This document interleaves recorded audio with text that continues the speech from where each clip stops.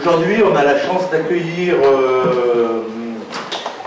Augustin Casalia, qui est musicien, performeur, philosophe et thérapeute. Moi, c'est ce qui m'intéresse le plus, c'est thérapeute. Mais... Et voilà, donc bienvenue à tous. Merci aussi à Arpo de nous avoir accueillis. Et puis voilà. Merci.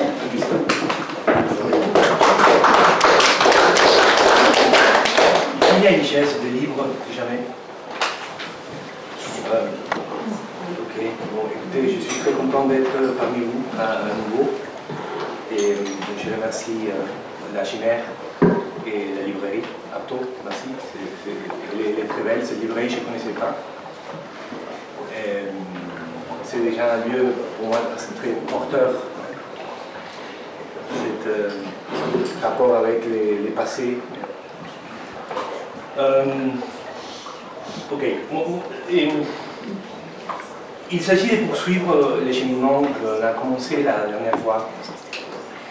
La dernière fois, on a plutôt, je dirais, introduit de manière plus ou moins confuse, plus ou moins chaotique, des aspects qui me semblaient des éléments, des noyaux des pensées, des expériences qui me semblaient intéressants de revisiter. Aujourd'hui, je suis dans une sorte d'hésitation, et là j'étais là, en train de me dire, peut-être, il faut, comme d'habitude, c'est le cas pour moi, il faut peut-être faire un détour par rapport à ce que j'avais prévu. Mais bon, j'ai dialogue avec moi-même là. Mais notre défi, parce que vous êtes là, moi je suis à chaque fois content de voir la curiosité qui peut éventuellement réveiller la pensée philosophique. Ah, vous savez, chacun de vous, des questionnements, des problématiques, des curiosités, des choses qui vous tiennent à cœur, et bien entendu des problèmes de la vie quotidienne. Et je dirais que la philosophie pour moi n'est pas du tout quelque chose qui viendrait survoler ces questions, mais au contraire devrait s'insérer dans ce qui appelle à une pensée. Donc il y a ces côtés concrets que je voudrais soulever aujourd'hui avec vous. Oui. Donc je vous propose les temps de cette matinée de trouver le moyen de marier vos questionnements personnels, vos développements, vos avis et une manière de faire de la philosophie. Ça pour moi, ça serait mon challenge aujourd'hui. Si on pouvait nous écouter et laisser la place pour un développement X singulier philosophique. Est-ce que je m'explique? Donc c'est-à-dire que je vais vous donner la parole et je vais essayer de développer des questions philosophiques, bien entendu pas d'une manière totale ou absolue, en suivant, je dirais, je peux annoncer tout de suite, une pensée plutôt de l'existence, et du coup, vous sortirez de ce matin avec une sorte des échos, des résonances multiples, et avec un pied dans la philosophie, en tout cas dans une manière de penser la philosophie, et la parole de vos camarades. Ça vous va faire ça? Parce que si je vous donne maintenant un séminaire de 2, 3, 4 ou 25 heures, ça restera un séminaire académique, vous comprenez? Donc bien sûr c'est risqué. Elisabeth, tu me dis, parce que c'est toi la chef, tu me dis arrête de faire. Mais je pense que ça pourrait être enfin moins fatigant d'ouvrir les jeux à ce niveau-là. Ça vous paraît faire comme ça, Elisabeth? Qu'est-ce que tu en penses? D'accord? Donc on avait... Waouh! Oui. La dernière fois, on avait pris un mot, c'était le temps.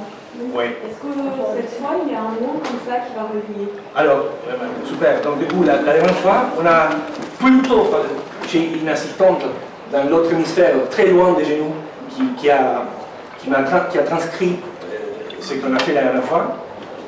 C'est assez intéressant, c'est plusieurs pages. Et je viens de les imprimer à l'hôtel. Hyper intéressant. Donc, du coup, j'ai eu le temps de. Donc, du coup, on a surtout parlé du temps la dernière fois. Et après, on avait évoqué certaines questions que je voulais vous proposer. Et je pense qu'il ne faut pas les abandonner. Mais tout en les liant avec cette proposition que je vous fais aujourd'hui. Donc, on avait touché ou énoncé ou formulé la question du corps, de la corporité, la question du monde et la question de la mort. Donc, mort, monde, corps et temps. Je pense que là, on a quand même, ça c'est déjà assez pour s'amuser un peu. Et donc, quels seront les mots aujourd'hui?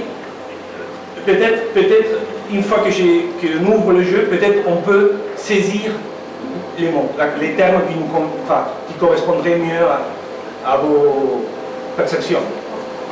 Alors peut-être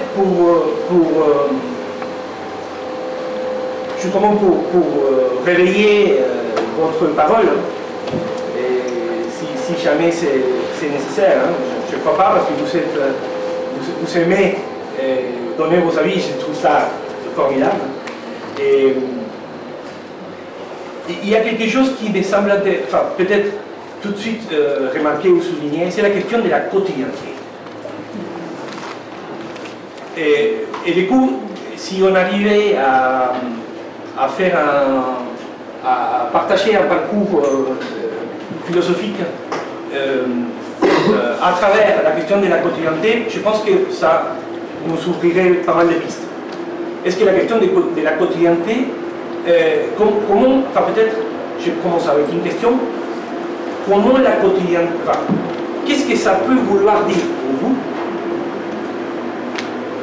la quotidienneté? Oui, madame.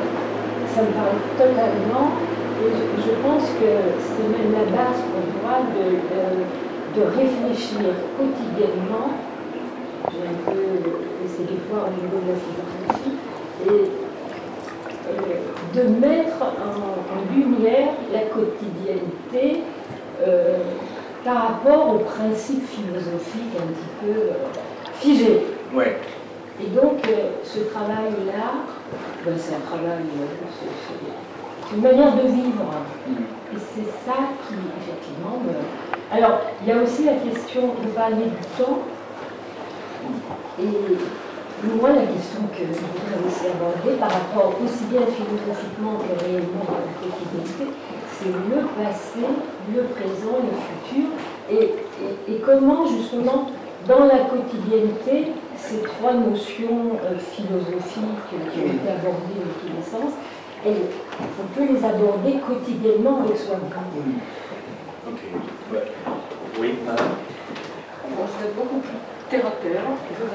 Pourquoi, quand on se lève le matin, on est prêt à recommencer, à faire la même chose tout le temps, et ça revient le printemps, l'été, l'automne, l'hiver, et on refait pourquoi on insiste?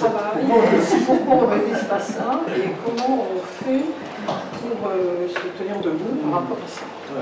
Pour moi, c'est souvent, ça me vient souvent, cette question-là.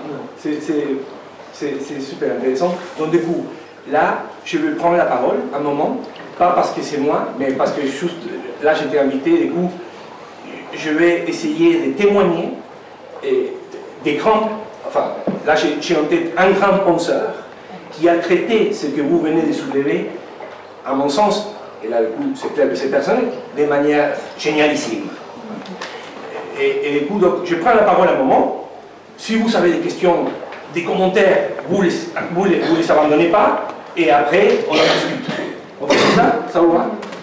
Et je tiens, c'est que vous m'avez dit la dernière fois, et c'est la première fois de ma vie, ça fait 30 ans que je fais la philosophie, que je veux accepter les conseils de votre ami ici présent. On va laisser, à un moment donné, et on va laisser quelques minutes de silence. On va faire du silence. Ça te va, Elisabeth? C'est mieux pour moi. Pour moi, enfin, ça serait la première fois. Mais je vais m'imposer faire 2 minutes de silence, juste pour voir si ça décante de manière. J'utilise ces mots décantation qui, à mon sens, c'est un philosophe, Peter Sloterdijk, un contemporain de nous, un allemand, qui parle souvent de ces mots, décantation. Je pense que la pensée a besoin, ça prend du temps, a besoin de décanter. Bon, ok, donc la quotidienneté. Vous avez, et je pense que vous avez vu très juste, et cette idée, cette sorte de hiatus ou d'abîme ou de séparation, de distance entre la pensée théorique, philosophique et la quotidienneté. C'est comme ça, hein, plus ou moins, que l'Occident a conçu le travail théorique. Cette idée d'aller chercher des principes stables, immuables, et pour certaines clairement eidétiques, c'est-à-dire habiter dans un autre monde, hein, des principes qui sont quelque part résolus ailleurs. Eh bien, donc, du coup, cette idée, malheureusement, si présente, je dirais malheureusement, je tiens à dire malheureusement, si présente en Occident, nous a empêché de s'approcher philosophiquement de la question de la quotidienneté. Ou, on peut le dire autrement aussi, de la question de la concrétion, et en poussant un peu les Français, de la concrétude. Je sais que ça n'existe pas, mais vous comprenez ce que je veux dire. Pour moi, la personne qui a, et les penseurs, les philosophes qui a su récupérer dans une pensée, par une pensée, à travers une pensée, la problématique de la quotidienneté, c'est Martin Heidegger, donc un Allemand dans les années 20, qui commence, mais je dirais, élève la question à un niveau nécessaire, hein, philosophiquement nécessaire. On ne peut plus s'en passer de notre quotidienneté. Donc, développons en quelques minutes, de manière brève, si vous voulez, cette pensée quotidienne qui, à mon sens, peut ouvrir certaines portes. Madame fait référence, ici à gauche, à un événement, je dirais, ou à une expérience qui est un peu partagée, enfin un peu, je dirais, complètement partagée par nous tous, c'est-à-dire que les matins, on se réveille. Plus ou moins les matins, c'est pas grave, mais on se réveille, disons-le comme ça. Et du coup, qu'est-ce qui se passe en général,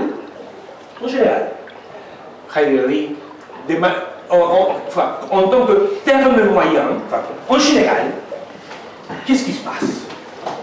Qu'est-ce qui se passe entre nous, enfin voilà autrement pour ne pas avancer trop, ou ne pas anticiper, qu'est-ce qui se passe quand nous on se réveille? Qu'est-ce qui se passe? Mais moyen, ne venez pas me dire l'essence de l'existence vient. Non, non, non. Qu'est-ce qui se passe dans la quotidienneté? Se situer. Pardon? Se situer quand on se réveille. Moi j'ai souvent où suis-je? C'est vrai. Ah, c'est vrai. Eh bien, mais. Alors, il y a quelque chose. Je suis maintenant dans des coups, les parcours heideggeriens de la question. Il y a quelque chose pour Heidegger qui est encore plus moyen, plus général qui se passe. Comment mon corps va se réveiller? Mais ça, il y a déjà une question. Ah, Vous voyez, ça, il y a des... Qu'est-ce que je sens? Je sens quelque chose dans mon corps. Voilà. Déjà, la première chose qui me vient maintenant, quand je me lève maintenant, voilà, mon corps n'est plus le même il y a 30 ans. Moi je vous comprends. Je sais que ce n'est pas évident parce qu'on est incroyablement touché par les questionnements philosophiques. Moi, je pense que la question d'être situé et la question de qu'est-ce qui se passe avec mon corporalité est déjà, à mon sens, une question qui vient un tout petit peu après de quelque chose beaucoup plus évident, beaucoup plus simple. Quand on ne se pose aucune question, qu'est-ce qui se passe? J'ouvre les yeux. J'ouvre les yeux. Oui. On est dans le rêve. Alors là, on n'est pas encore réveillé. Et on est juste après. Juste après. Et juste après, ça veut dire quoi dans la quotidienneté? Qu'est-ce qu'on fait dans la quotidienneté? Qu'est-ce qu'on fait? Mais hyper basique. Je demande là une pensée concrète. Terre à terre. On va uriner. Ça, par exemple. Par exemple. Allez-y, par exemple. On mange. Par exemple. On s'habille, par exemple. Moi, je fume. Ok, donc, tous ces par exemple, on peut les nommer, et c'est ce que fait donc ce penseur, on rentre en rapport avec des choses. Ok? Mais c'est clair que quand j'ai dit rentrer en rapport avec des choses, pardon, allez, je suis déjà en train d'énoncer un truc.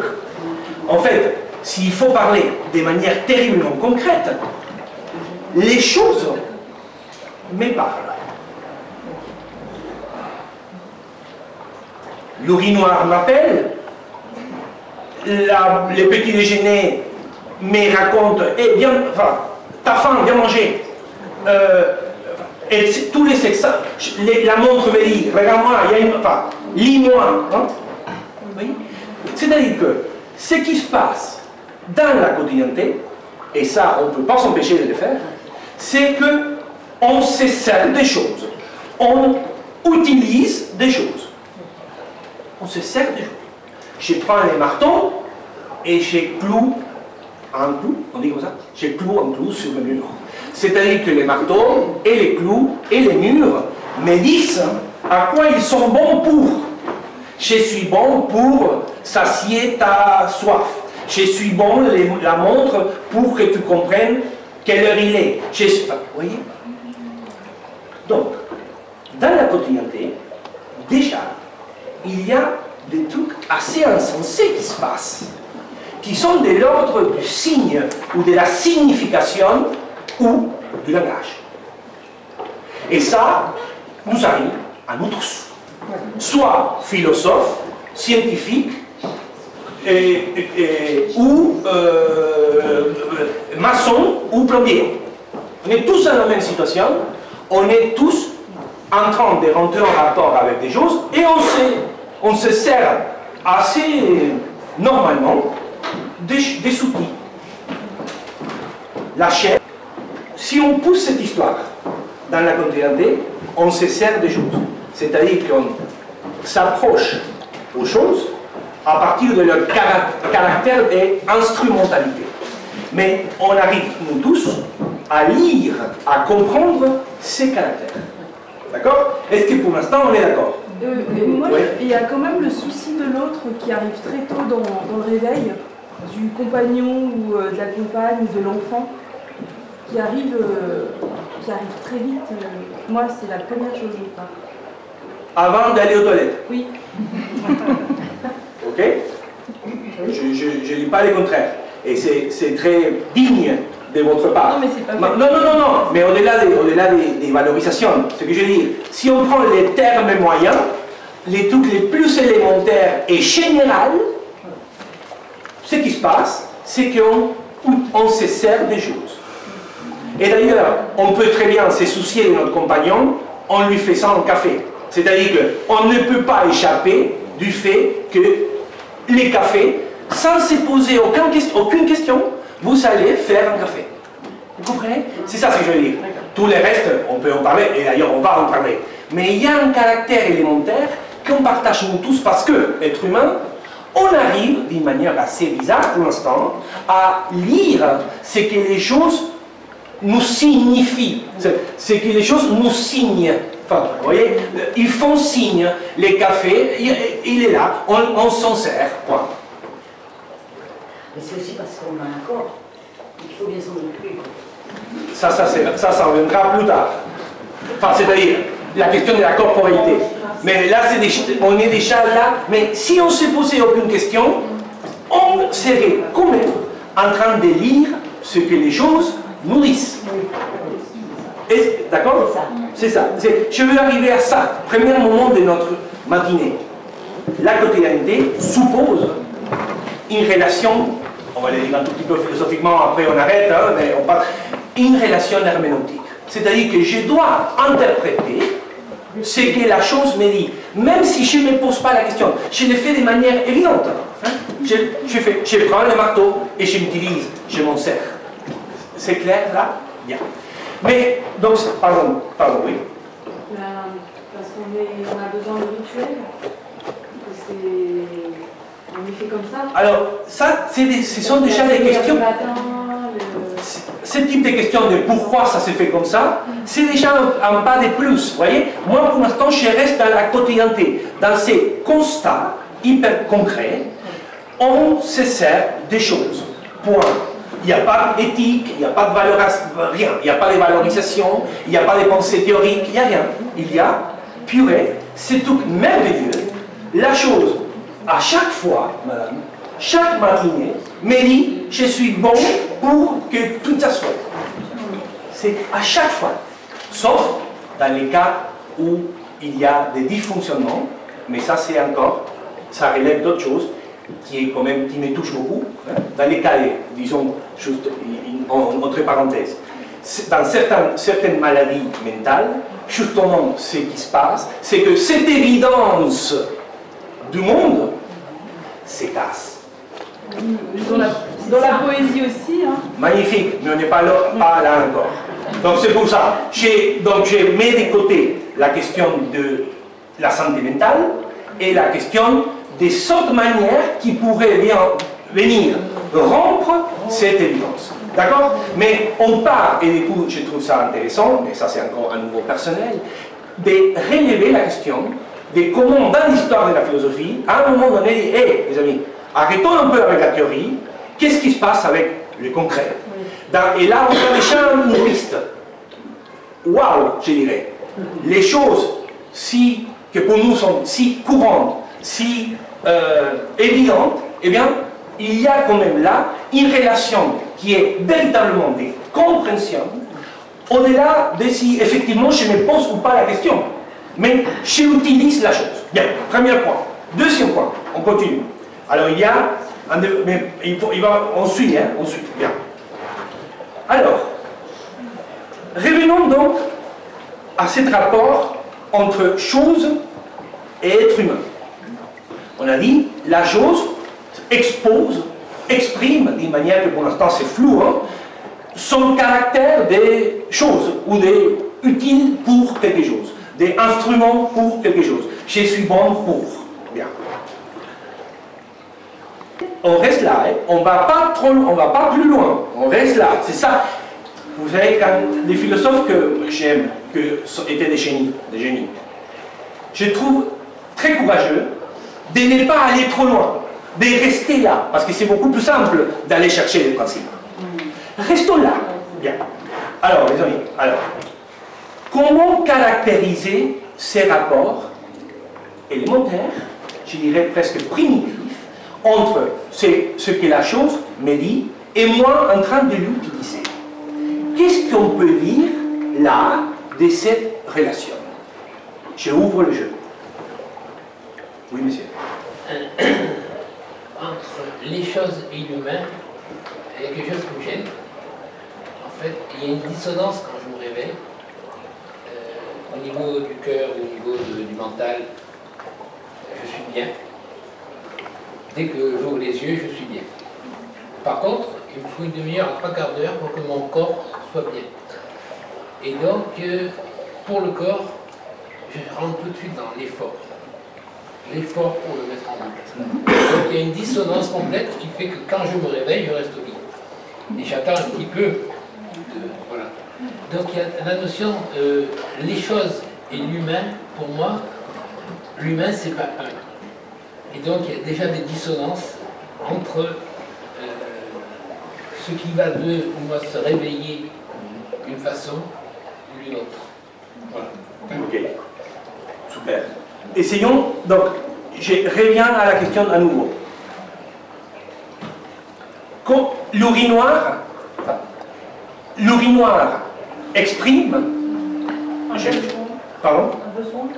Ah oui, enfin, l'urinoir exprime, et bien, utilise-moi. Donc, je reste là. Comment ça se fait? Qu'est-ce qui se passe pour qu'une chose puisse me dire à chaque fois à quoi elle est bonne pour?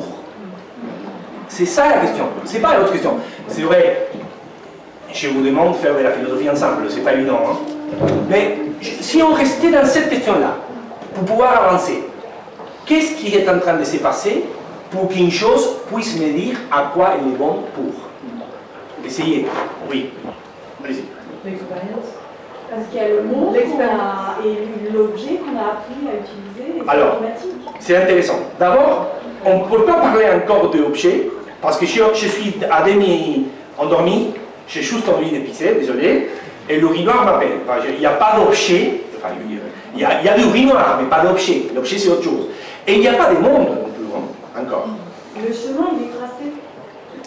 L'expérience. C'est chemin. Alors, ça c'est intéressant. Effectivement, il y a ce que Heidegger appelle une précompréhension du monde. C'est une compréhension pas consciente.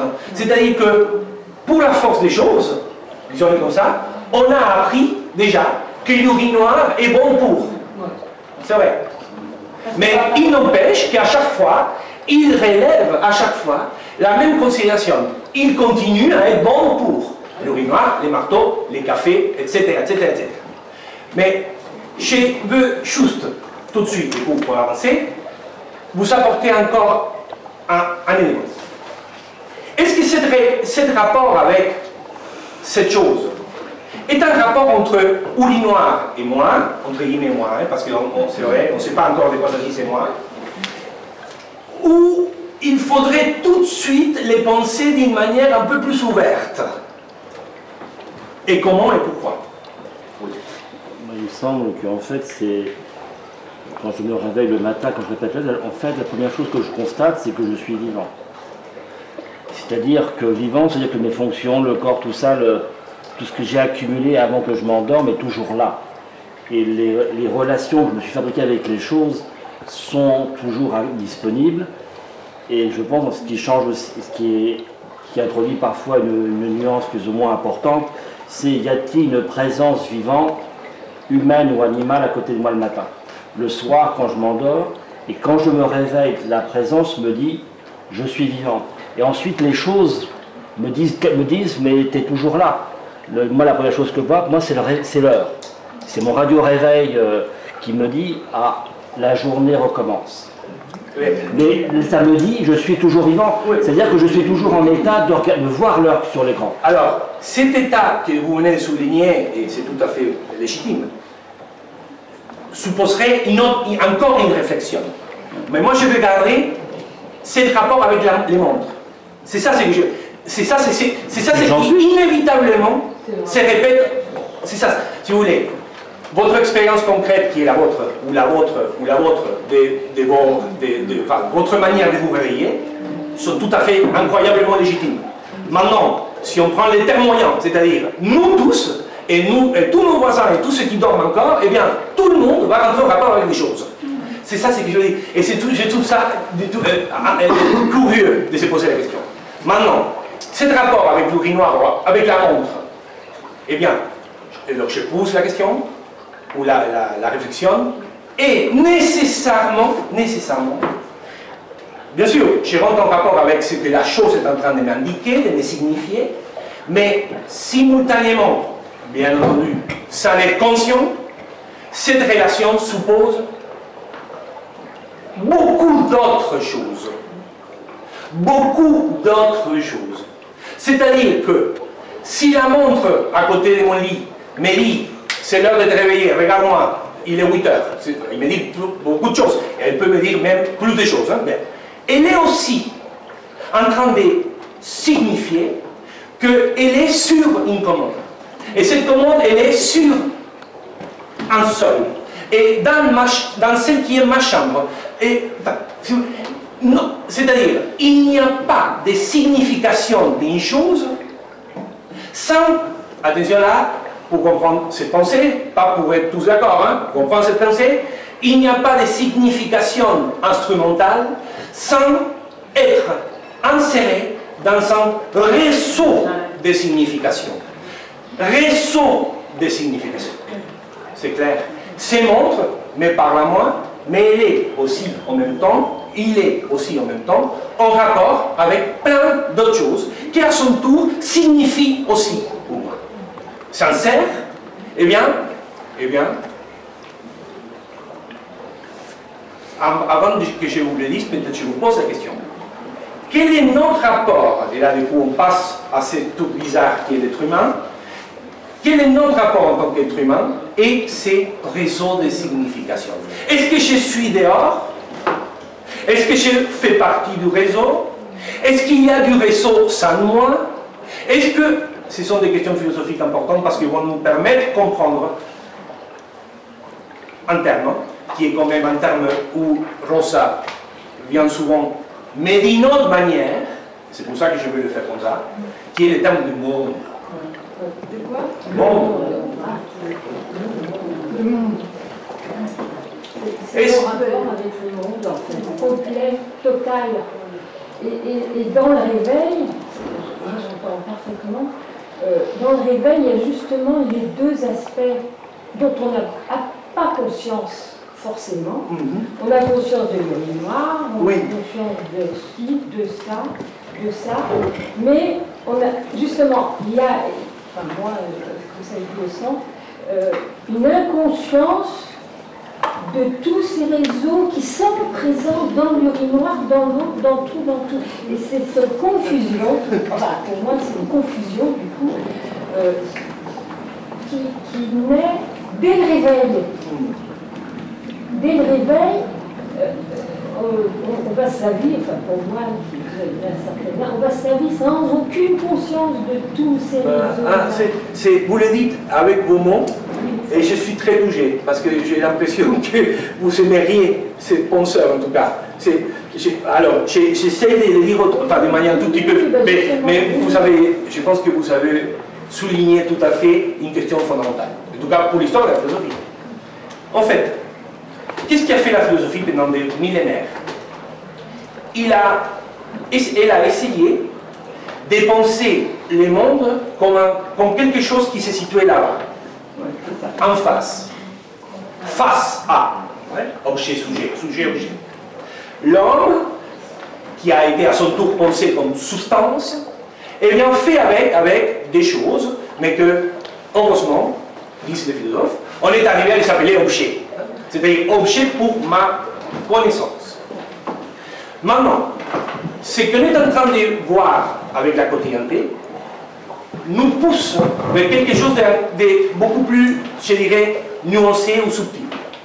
C'est-à-dire que ce monde qui est tous ces liens qui sont tissés entre les choses n'a pas autre existence que moi.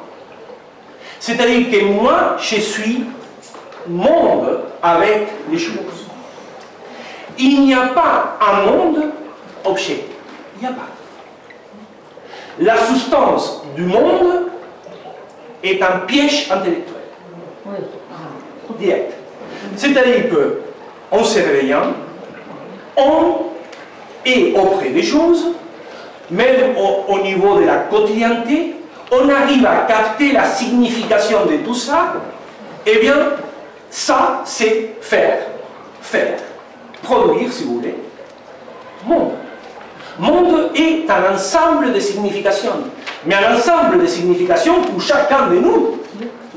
Chacun de nous s'ouvre au monde en tant que monde. Parce qu'on arrive, chaque fois à sa manière, à lire ce que les choses nous disent. Heureusement, dans cette lecture, des fois, on arrive à communier, je dirais, à partager l'interprétation avec une autre. Et ça, c'est toute la fonction ou le travail du langage. Ça nous permet de partager le monde. Mais le monde, d'une fois pour toutes, en tout cas pour cette manière de penser, n'est pas quelque chose, quelque part. Nous sommes monde. Et bien entendu, si je dis, vous pouvez me dire, mais, ok, merci, ok. Eh bien non, parce que si on part comme ça, vous allez voir, on va essayer maintenant, on va aller vers une autre manière de penser l'humain. Mais, vous voyez, donc la quotidienneté a, si vous voulez, ces doubles tranchants, je dirais. D'un côté, on peut dire que la quotidienneté nous pousse vers ce que Heidegger appelle la dictature du on. On, ça veut dire ce côté neutre. Vous savez, on doit penser comme ça. On doit croire que. On doit dire que. Enfin, etc. Mais en même temps, grâce à la quotidienneté, et d'ailleurs, la seule manière d'arriver au monde, c'est à travers la quotidienneté. Vous comprenez que ce n'est pas la même chose, si vous voulez. Il y a une sorte de saut ou de passage vers une autre profondeur, je dirais. Cette relation avec la chose de significatif ou signifiant vers l'ensemble des réseaux, ou ce tissu complexe, plus ou moins infini si vous voulez, mais enfin, vraiment nuancé et riche. Là, il y a déjà un passage entre cette relation avec la chose, dans la quotidienneté concrète, vers un tissu, un réseau de signification, c'est-à-dire pour nous maintenant, vers un monde. Ces passages, pour moi et pour Heidegger, c'est les passages philosophiques stricto sensu. C'est-à-dire, on ne saute pas de la quotidienneté vers un ailleurs. Non, non. On rentre dans la quotidienneté pour être capable de dire quelque chose de ces liens dans lesquels on est déjà inséré, de ces liens en pluriel, de ces tissus, de cet ensemble, de ce réseau dans lequel on est déjà forcément déjà inséré. Car la chaise dans laquelle on est assis, et chacun a choisi la sienne, vous voyez, là il y a eu, phénoménologiquement parlant, un exemple concret d'utilisation d'une chose. C'est-à-dire qu'à chacun de vous, et d'ailleurs pour nous tous, je dirais, nous tous on a compris que la chaise, chacune de ces chaises était bonne pour s'asseoir. On est d'accord? Ça c'est incroyable. On a partagé une signification simultanément. C'est quand même incroyable. Enfin, moi je trouve ça incroyable. Mais en même temps, ok, on l'a fait, mais chacune de ces chaises n'est pas un vaisseau volant, enfin, un truc extraterrestre. Kant dirait pur, n'a rien de pur. Ces rapports avec, et puis là je suis non kantien, hein, c'est ça, quand je suis en rapport avec la chaise, en m'installant ici, je suis en rapport avec tout un monde de signification. Pourquoi je ne me suis pas assis sur Elisabeth? Parce que j'ai compris quelque chose, j'ai compris plein de choses. Et chacun de vous l'avait fait. C'est-à-dire, il n'y a pas, il n'y a plus. Et là, du coup, c'est très difficile de soutenir un rapport objectif, pur, avec un objet. Car, ce qu'on appelle objet, en fait, il s'agit d'une chose qui fait partie d'un ensemble complexe de significations avec une multitude d'autres choses, une multitude d'autres êtres humains, une multitude, etc., etc., etc. Dans lesquels, moi, en tant qu'être humain, je suis déjà inséré, je suis déjà installé, je fais partie de cet ensemble. C'est une belle alternative à cette chosification de l'ensemble de significations. Et est-ce qu'on n'est pas aussi, nous, un peu animistes dans nos rapports à la théière, quand on utilise la théière, qu'elle a cette forme, qu'on la prend dans la main, comment on s'y attache, le lien qu'on a à elle, tout ça? C'est une possibilité tout à fait qu'on peut vérifier, effectivement. Moi, j'irais, si vous voulez, dans quelque chose qui est déjà, je ne peux pas dire que je suis en train d'humaniser la théière, mais c'est clair, alors du coup, dans cette perspective, c'est clair, que la théière parle malade. C'est-à-dire que la théière est en train de me lire, et je suis capable de lire et de comprendre qu'elle est bonne pour. Vous voyez? Et donc ça, si vous voulez, c'est quelque chose qui fait partie de l'histoire de la philosophie occidentale, très fortement. C'est-à-dire cette idée, assez naïve au début chez les Grecs, et peut-être je fais allusion parce que ça nous convoque un peu la philosophie quand même, non, Elisabeth? Je peux me permettre une définir notre destin, quelque part, pour les biens et pour les pires, pour les meilleurs et pour les pires, hein, il faut les dire. Mais moi j'ai énorme respect pour Aristote, mais lui il dit que l'antériorité de la chose peut être lue par mon intelligence. C'est-à-dire que mon intelligence peut, là, du coup, on n'est pas dans le développement que je viens de réaliser tout à l'heure, hein, mais juste pour comprendre les débuts, si vous voulez, la source de quelque part, d'Occident, quelque part. En tout cas, je vous donne un élément. Donc, il démontre, à sa manière, que l'âme rationnelle, déjà proposée par Platon, son maître, était capable de capter, il dit capter, de capter l'antériorité de la chose. Et ça s'est fait grâce au jugement. C'est-à-dire que les jugements arrivent à dire ce que les choses sont, direct. Et ça, vous comprenez que ça commence, si vous voulez, la science, hein, la philosophie et la science. Mais ce qu'il n'explique pas, c'est-à-dire que, autrement dit, pour que la raison, l'âme rationnelle, puisse capter l'antériorité de la chose, il faut que la chose ait une antériorité rationnelle. C'est-à-dire qu'il puisse être intégré, assimilé, capté, comprise par l'intelligence rationnelle. Mais comment ça s'est fait? Il explique les processus d'attraction, etc. Mais il parle d'un présupposé. C'est un présupposé. Il n'a jamais été expliqué dans la philosophie classique. La chose, enfin, quel est le présupposé? La chose a une antériorité rationnelle. Et pourtant, ça a produit énormément de choses. Mais c'est un présupposé. Là, au contraire, on sort de ces présupposés et on essaye de penser la chose de la manière la plus concrète possible. La concrétude totale. Je me sers de l'urinoir ou du café, je m'en sers.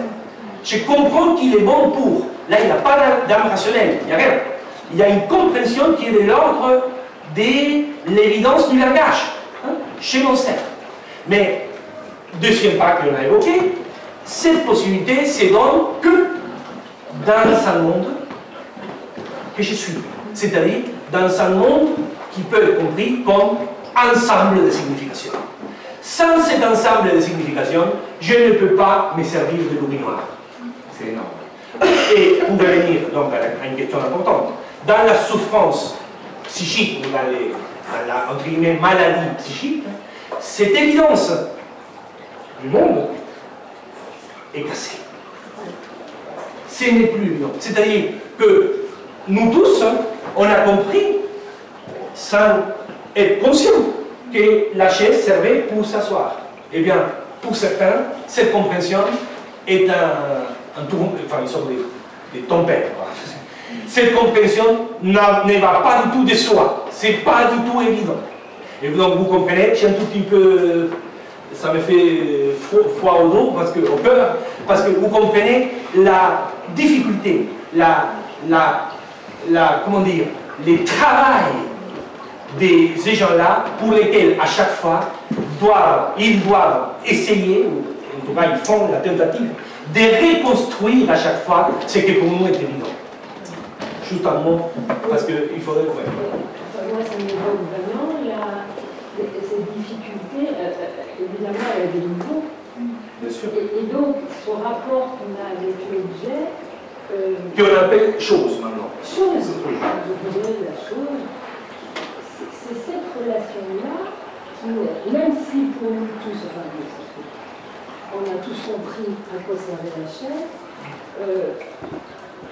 je pense que si on questionnait chacun, il y aurait plein d'autres choses qui sont complètement différentes pour chacun. Mais vous savez, c'est là où ça commence la poésie. C'est là où ça commence la pensée. Et c'est là où ça commence le monde. C'est-à-dire quand on... Parce que vous savez donner le mot. Si on questionne à chacun. Le problème, c'est que dans notre quotidienneté, on ne se questionne pas. On y va, on fait. C'est-à-dire que, et c'est ça, je tiens à dire, la rupture de cette évidence peut être salutaire, hyper salutaire. C'est-à-dire, et d'ailleurs, Kyle va proposer, il faut vraiment, vraiment, et c'est comme ça qu'on s'approprie de nos existences, être capable déjà de sauter de l'instrumentalité pour arriver à, en tout cas, à cet ensemble complexe de significations. Premier pas. Après, on peut continuer. Mais premier, c'est déjà énorme. Au lieu d'être que dans l'action instrumentale, on rentre, je ne dis pas on sort, hein, je dis on rentre et on est capable de parcourir ces réactions autres, dans lesquelles, pour lesquelles, je dirais par lesquelles, seulement je peux entendre ce que la chose me dit.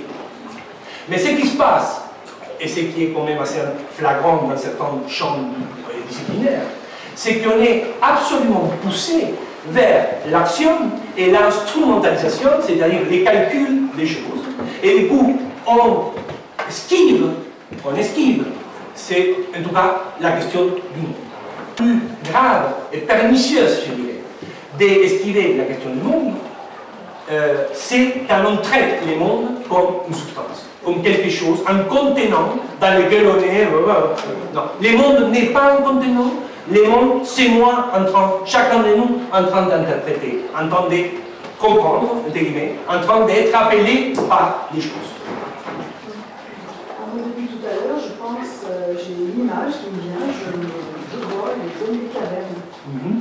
Et quand on parle de la chaise, on sait ce que c'est, etc. C'est quand même l'humain, à un moment donné, qui a fabriqué des choses. Alors je me dis, voilà, je vis au temps des cavernes, je sors de la caverne le matin. La première chose que je vais faire, je vais pisser, effectivement, voilà, comme tout humain. Et bien, il y a un moment donné, peut-être qu'à l'époque, les gens s'asseyaient par terre, et bien, vos cailloux, bah tiens, on s'est assis dessus, on s'est un peu soulevé du sol, etc. Ouais. Vous voyez ce que je veux dire? Mais je pense, oui. Mais du coup, le monde d'aujourd'hui, il est hyper difficile, parce qu'il y a tellement de choses. Magnifique. Voilà.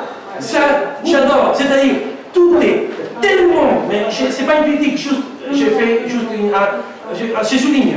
Tout est tellement évident, c'est-à-dire tout est tellement disponible, tout est tellement facile quand même, hein, il faut appuyer sur Enter, qu'on passe à côté de cette, à mon sens, merveille simple. Les choses sont en train de m'appeler, et sont en train de m'appeler pas de manière objective, pure, pour un sujet qui est face à elle, mais il m'appelle parce que langage, c'est-à-dire parce que je suis là-dedans, dans un réseau d'interprétation. Et ça, vous voyez, donc du coup, c'est effectivement cette idée que la chose est donnée, et ça c'est typique, c'est-à-dire la pensée théorique, malheureusement, c'est une donnée aussi, et c'est ce que je veux donner là, et traite les choses comme des données.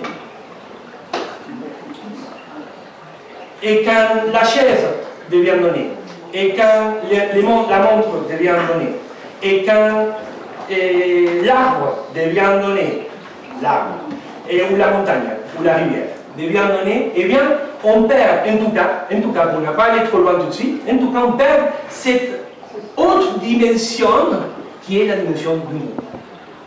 Vous voyez? Ce que enfin, encore une fois, je ne suis pas en train de vous... Je suis pas en train de prêcher, je suis en train de vous montrer, d'exposer une pensée qui est une pensée importante à mon sens. C'est tout, vous faites ce que vous voulez. Mais du coup, par exemple, la thématique de la nature. Dès qu'on traite la nature comme ressource, eh bien, on est foutu. C'est-à-dire que, autrement dit, on peut faire tout ce que vous voulez après, se comporter d'une manière éthique, plus ou moins bien, techniquement bien, mais on est dans les pièges de ressources. On aurait peut-être plutôt intérêt à changer à repenser, hein, à revisiter ce rapport avec les choses de la nature. Et peut-être même éliminer les mots des termes nature qui est hyper confus. Mais cet arbre-là, eh bien cet arbre-là, qui donne de l'ombre, etc., tout ce qu'on peut, enfin, même du point de vue de la quotidienneté, hein, qu'il est face à moi, qu'il faut que je contourne, enfin, il est là, eh bien, il me parle d'un monde, du monde que je suis. On évite soigneusement le rapport à l'autre humain. Oui, oui. Bien sûr, on a beaucoup parlé des choses, mais on ne parle pas du tout du rapport... Je suis prudent. J'essaie de... C'est pas facile de sans donner un coup, d'essayer qu'on aille tous ensemble petit... Enfin, il y a un cheminement. D'accord. Bien sûr. Pardon? Joli ça. Et l'autre joue. L'autre est chose. Non, alors ça c'est... Enfin, alors, justement, enfin, on revient. Dans l'instrumentalisation, on perd la relation d'aimer à la chose, et toute l'histoire, et l'imaginaire, et ça, voilà. Moi, je voulais en fait, ça m'invitait sur une réflexion, un film qui s'appelle La question humaine. Je ne sais pas si vous l'avez vu, c'est ça qui m'a fait. Alors, je suis batteur, j'ai un problème de bruit. Pas fort. J'ai vu un film qui s'appelle La question humaine et qui évoque ce genre de choses. En tout cas, ça m'a fait penser à ça, de l'instrumentalisation. Donc, il y a beaucoup de pensées que si on se sert des choses comme ça, sans n'y pensant pas, on puisse aussi se servir. Et donc, en fait, je me souviens plus du nom du réalisateur qui mettait en rapport la façon dont les choses se passaient dans le rapport au travail, l'abstraction du langage, la massification, et puis la barbarie. C'était vraiment. Elle s'appelle comment? La question humaine, vous savez. La question humaine, Okay. c'est de François. C'est un documentaire ou un film? Avec Mathieu Nagui. Et le réalisateur, c'est un belge, c'est François, je sais plus. Le psychiatre. Oui, C'est vraiment magistral. Mais l'homme est traité comme une ressource. C'est ça, comme une ressource. Bon, ressources humaines, Voilà. ressources humaines. Voilà. Vous savez, il y a des entreprises qui m'appellent, et donc je vais, bon, et du coup, la première question qui est soulevée, c'est la question, bon, déjà, vous avez des problèmes, éliminons les mots, les termes ressources humaines. Enfin, directrice de ressources humaines, enfin, directeur de ressources humaines. Enfin, oui, mais c'est une vraie problématique. Mais c'est pour ça. Pardon, oui, monsieur. En fait, Oui. il y a un autre champ de la pensée qu'un mot, plutôt les scientifiques qui parlent d'écosystème. Oui. En fait, c'est pour rappeler l'humanité a redécouvert ce que les animistes savent. Nous sommes le monde. Et donc, la vraie question, je vous dis en fait, la philosophie, quand elle part comme vous parlez là, se dit donc en gros concrètement, dans notre quotidien, tirons les conséquences d'être dans l'écosystème. Nous sommes l'écosystème. Donc nous sommes une partie du tout. Donc la question c'est comment on croise. Les climatologues, eux, le changement climatique, ils le voient. Ils le voient comme moi, je vois la chaise qui est devant. Et tout l'enjeu pour eux, ils savent, c'est comment faire en sorte que le reste de la société le voit aussi. Donc la question c'est comment, c'est la quotidienne. En fait, tous ces objets-là, moi j'ai un nom qui vient, c'est le roi Gourand avec son ouvrage sur l'outil. C'est en fait l'humanité on a fabriqué collectivement un tas de choses, des chaises, on a sophistiqué, si vous allez dans un histoire, tous les écomusées, les musées urbains vous racontent des mobilités, des choses, ou les montres. Et à un moment donné, à quel moment cela devient, s'interpose entre nous et le reste du monde, puisque nous sommes aussi le monde. Et tout l'enjeu, j'ai l'impression, des échanges comme celui-ci, c'est redécouvrir ça, puisque les animistes savent. Nous sommes le monde, et les choses sont des prothèses, béquilles, assistances en tout genre. Et la quotidienneté, c'est le moment où on redécouvre tous les jours. On est vivant, on s'est fabriqué un tas de choses, une caisse à outils, arsenal, tout ce que vous voulez, pour vivre avec. Et qui nous aide à être dans le monde, c'est sûr que le plancher évite de dormir par terre. Mais la superposition des immeubles, des étages de mon immeuble me permet de ne pas toucher sur le sol. Certains le revivent à nouveau. Mais en fait, à quel moment on reste dans un langage qui est plutôt philosophique, mais il y a un autre courant de l'aspect où les humains ont mis du temps et de l'énergie depuis des siècles et des millénaires, où en fait, effectivement, biosphère et écosystème nous disent ça. Nous sommes le monde.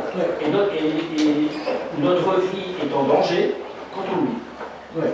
Oui, le problème c'est que justement les mots, je partage cette problématique que moi, à cause de mon travail, de mon métier, je vis, ça fait des années, c'était pourquoi, parce que là, vous savez, il y a une intention concrète, qui est la mienne maintenant, qui répète celle de l'auteur dont j'ai fait référence depuis le début aujourd'hui, qui est de sortir de termes philosophiques. On ne veut pas des termes philosophiques. Justement, la terminologie technique philosophique, est aussi probablement une manière de rester dans des catégories qui nous distancient, nous séparent de cette expérience que vous venez d'évoquer. Maintenant, dans la question de l'écologie, justement, la question se pose, et entre eux, à l'intérieur des penseurs aussi, comment dire, comment parler. Enfin, quelque part, ici, on soulève, sans le vouloir peut-être directement, la question du langage. La question du langage. Mais en tout cas, restons humbles pour l'instant.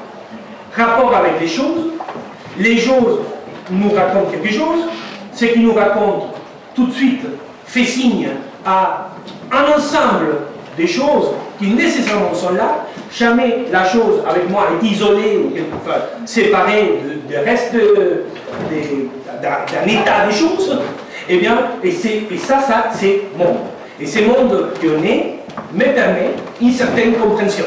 Est-ce que pour l'instant, ça on peut s'accorder, on n'est pas non plus trop poussé là, ça. Bien.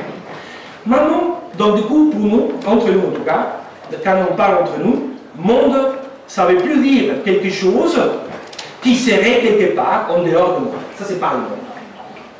Donc, je vous pousse à laisser la tentative de penser, par exemple, les mondes au-delà, ou en dehors, ou en deçà de la substantialité.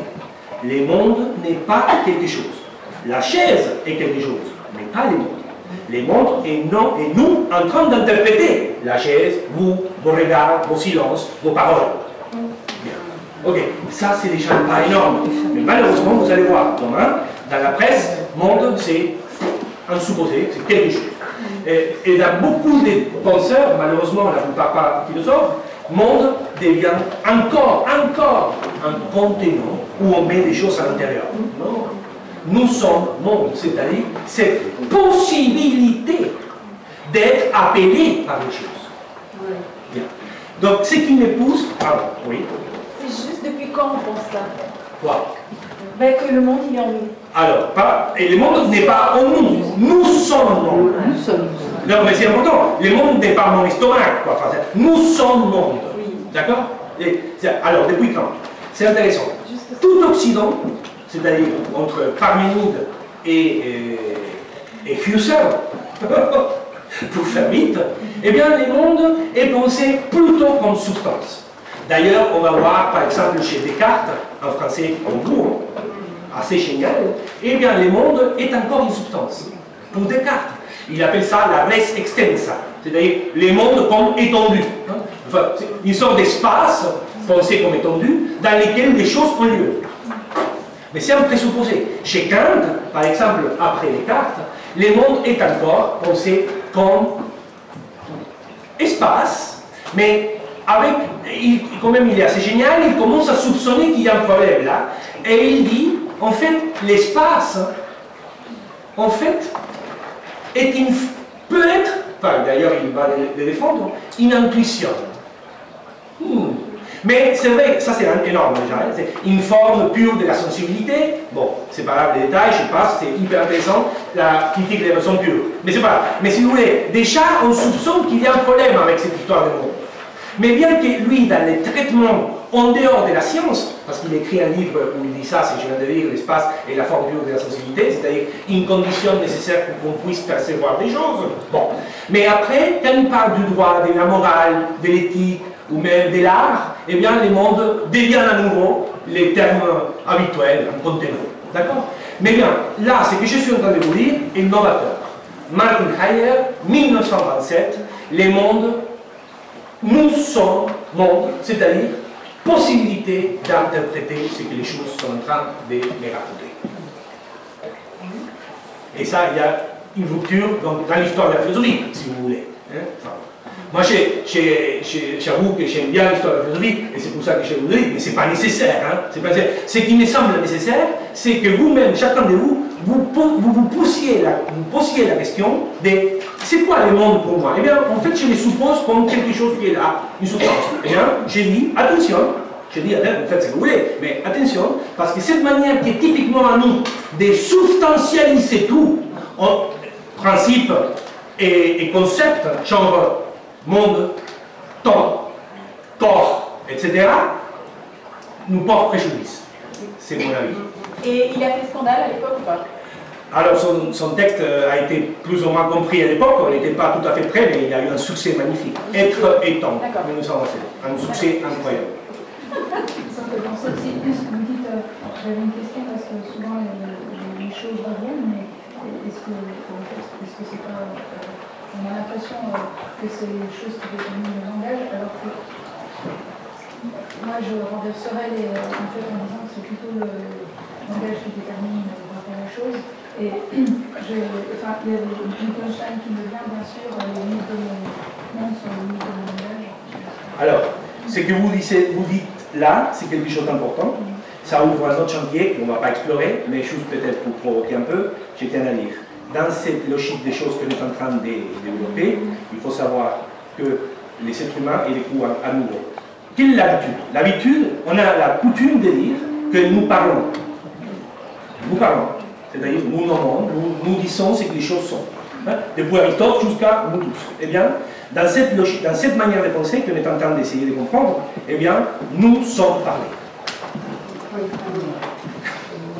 Parce que, bien entendu, quand on se réveille, on est déjà installé dans un réseau de signification et on fait ce qu'on peut, c'est-à-dire, on fait ce qu'on entend. Et les pauvres non, la personne, l'individu, pour lesquels on a fait tout à l'heure allusion, c'est-à-dire la personne pour laquelle cette réseau de signification n'est pas du tout évident, eh bien, il entend autre chose, il fait ce qu'il peut. Et chacun de nous fait ce qu'il peut. Mais donc, à nouveau, gros problème, du coup, là, je sors un tout petit peu de la problématique, mais c'est lié quand même, on ne va pas développer maintenant, mais c'est une thématique que je tiens beaucoup à cœur. C'est attention avec cette idée de la communication, c'est-à-dire l'homme est celui qui communique, c'est-à-dire qui arrive à traiter les mots, la parole comme un moyen pour dire des choses. C'est-à-dire vraiment dans une dynamique instrumentale. Eh bien non, même cette possibilité-là est déjà une manière d'être poussée par le langage. C'est-à-dire qu'on est à chaque fois parlé. Si on peut dire quelque chose, c'est parce que nous s'est donné comme possible. Cette possibilité nous est donnée comme possible. Je ne suis pas moi, celui qui porte le langage, je suis porté par la parole. Et bien entendu, vous le savez, naître, ça veut dire commencer à entendre. Quand je dis entendre, je ne dis pas forcément prononcer le langage. Hein. Il y a différentes manières de la parole en sens large. Hein. Quand une mère a un geste d'amour vers son nouveau-né, eh bien là, il y a tout le langage qui est en jeu. Eh bien, si on le sait bien, et d'ailleurs il y a eu des expériences, je dirais même des expérimentations par rapport à ça, si un bébé, un être humain, n'entend rien, il meurt. Mais direct, il meurt. Donc quelque part, la question du langage, enfin quelque part, la question du langage est décisive. Et bien, on la laisse un petit peu du coup. Maintenant, de faire 2 minutes de pause, parce qu'il y a eu des choses qu'ils ont dit. Donc on fait silence, et on inaugure cette possibilité, en tout cas moi je l'inaugure, 2 minutes de silence. À voir. Je suis juste sur le monde, mais c'est un acte chantier. Chaque chose est différent. Et moi je suis citadin, mon monde est très dense. Mais si vous me baladez entre moi, je ne comprends pas le monde des autres. Et par exemple, on trouve des pièces d'accueil qui est un poil pour l'autorité. La question c'est quel est mon chemin par rapport à mon monde? Est-ce que je le laisse comme il est? Est-ce que je le laisse croître? Est-ce que je recherche la stabilité? Quel est mon rapport au C'est ce qui nous permet d'ouvrir des questions. Regardez, il y a quelque chose, il y a un petit danger avec les mondes que nous sommes. Alors je vais essayer, on y va. Alors, une fois que je comprends le fonctionnement des choses, Je suis habitué.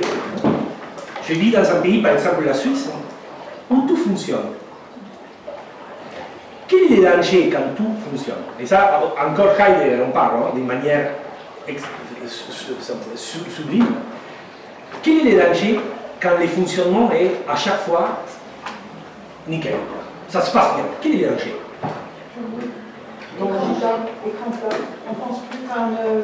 On reste immergé, non, à l'intérieur, inséré dans cette quotidienneté, sans nous poser aucune question. Car à chaque fois, ce que je sollicite du monde m'est disponible. À chaque fois, les choses me sont disponibles et ces choses fonctionnent. Donc c'est pour ça que, et en suivant votre commentaire, que je trouve intéressant, il faudrait voir comment casser cette évidence. Car rompre avec cette évidence, c'est-à-dire, c'est pas évident que ça fonctionne, est plutôt nécessaire du point de vue humain. Donc du coup, Heidegger dit, quand est-ce que le monde se casse? Eh bien, il suit avec son exemple du marteau, quand les marteaux ne fonctionnent plus. Mais concrètement, les marteaux ne fonctionnent plus. Ces liens entre bois et métal, il est rompu, il est cassé, donc ça ne fonctionne plus. Ça, tout d'un coup, ça soulève, il dit Heidegger, du coup, les marteaux, quand il n'est plus abandonné dans l'évidence de son instrumentalité, il devient un marteau, c'est-à-dire une chose, bois, métal. Vous voyez, la question même de la chose suppose qu'elle arrête de fonctionner quelque part. Parce que autrement, l'urinoir, les montres, la montre, la chaise deviennent une simple évidence. Alors, allez, j'arrive. Donc, une manière, c'est ça. Une autre manière, ça serait de sortir des mots monde. Concrètement, disons quelqu'un qui se débrouille très bien à Grenoble.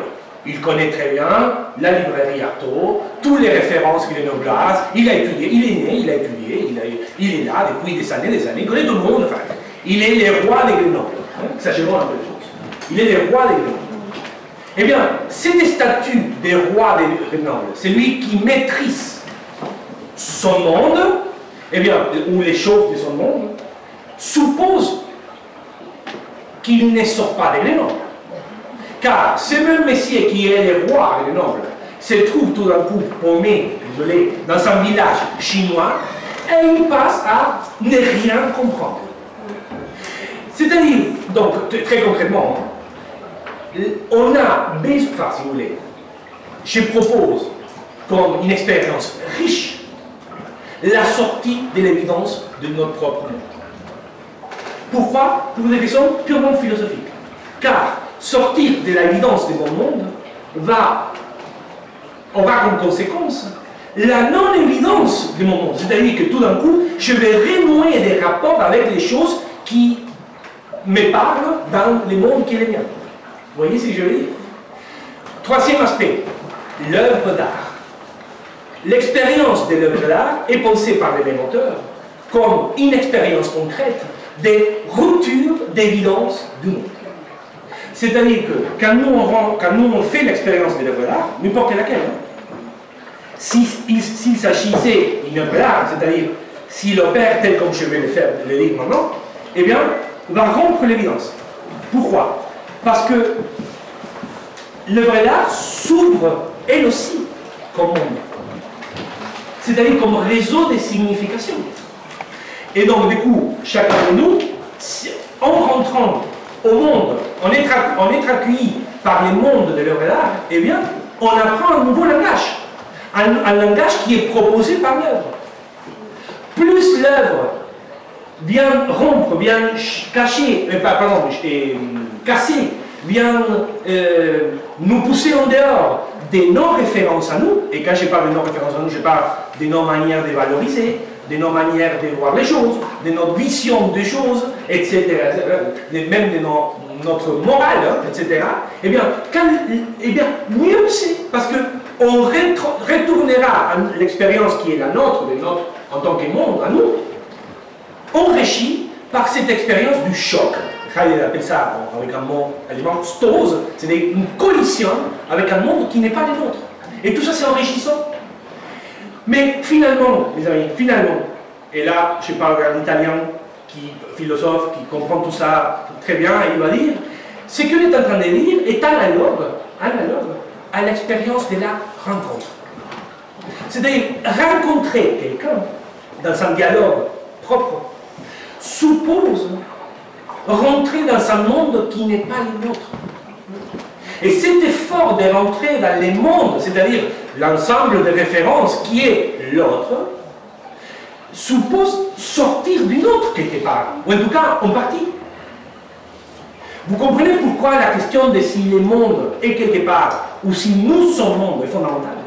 Parce que tout en étant monde, la rencontre avec l'autre suppose, ton monde n'est pas évident, non? Regarde, je suis en train un peu de vous raconter ma manière d'être au monde, mais je suis sûr qu'entre vous, il y a plusieurs qui disent, ah ça m'est, oui, ok, je comprends un peu, mais je ne suis pas tout à fait d'accord. Et tant mieux. C'est-à-dire que la différence entre différentes manières de déployer le monde fait que les mondes qui est chacun les nôtres se sont interloqués, disloqués, poussés en dehors, enfin, quelque part, rompus. Et là, j'utilise ces mots de manière littérale, c'est-à-dire n'est plus évident. Plus on rencontre l'autre, plus mon monde devient riche dans un sens très concret, moins c'est évident. Et le contraire, plus mon monde est évident, j'ai envie d'adjectiver, mais je ne vais pas le faire. Plus mon monde est évident, eh bien, plus je peux me sentir le roi de Grenoble, mais peut-être à côté, il y a une sorte d'appauvrissement fort, vous voyez? Oui.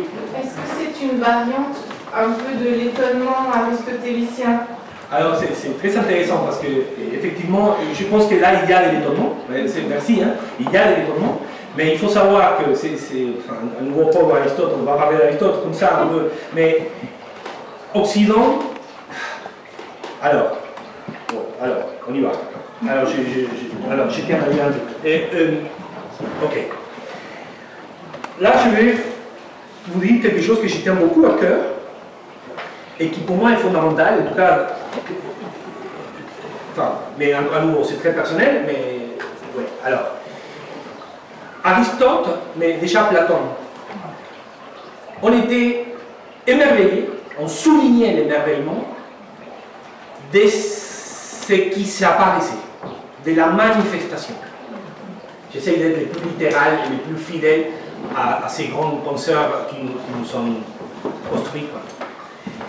Direct, hein? Platon c'est flagrant chez Aristote aussi, et ils ont développé une manière de penser que, à leur sens, allait correspondre, allait développer cet émerveillement. En gros, une fleur, et pour Platon, une fleur méritait toute notre attention, et d'ailleurs, toute notre pensée. Et ils ont travaillé dans le développement d'un discours, d'une compréhension de ce qui est présent.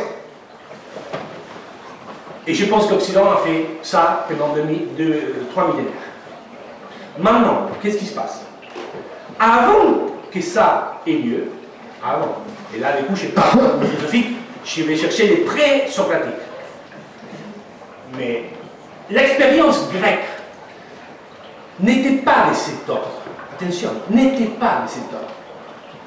Et pour comprendre ça, qui à mon sens est fondamental, je vais développer une notion. C'est la notion de physis. Physis.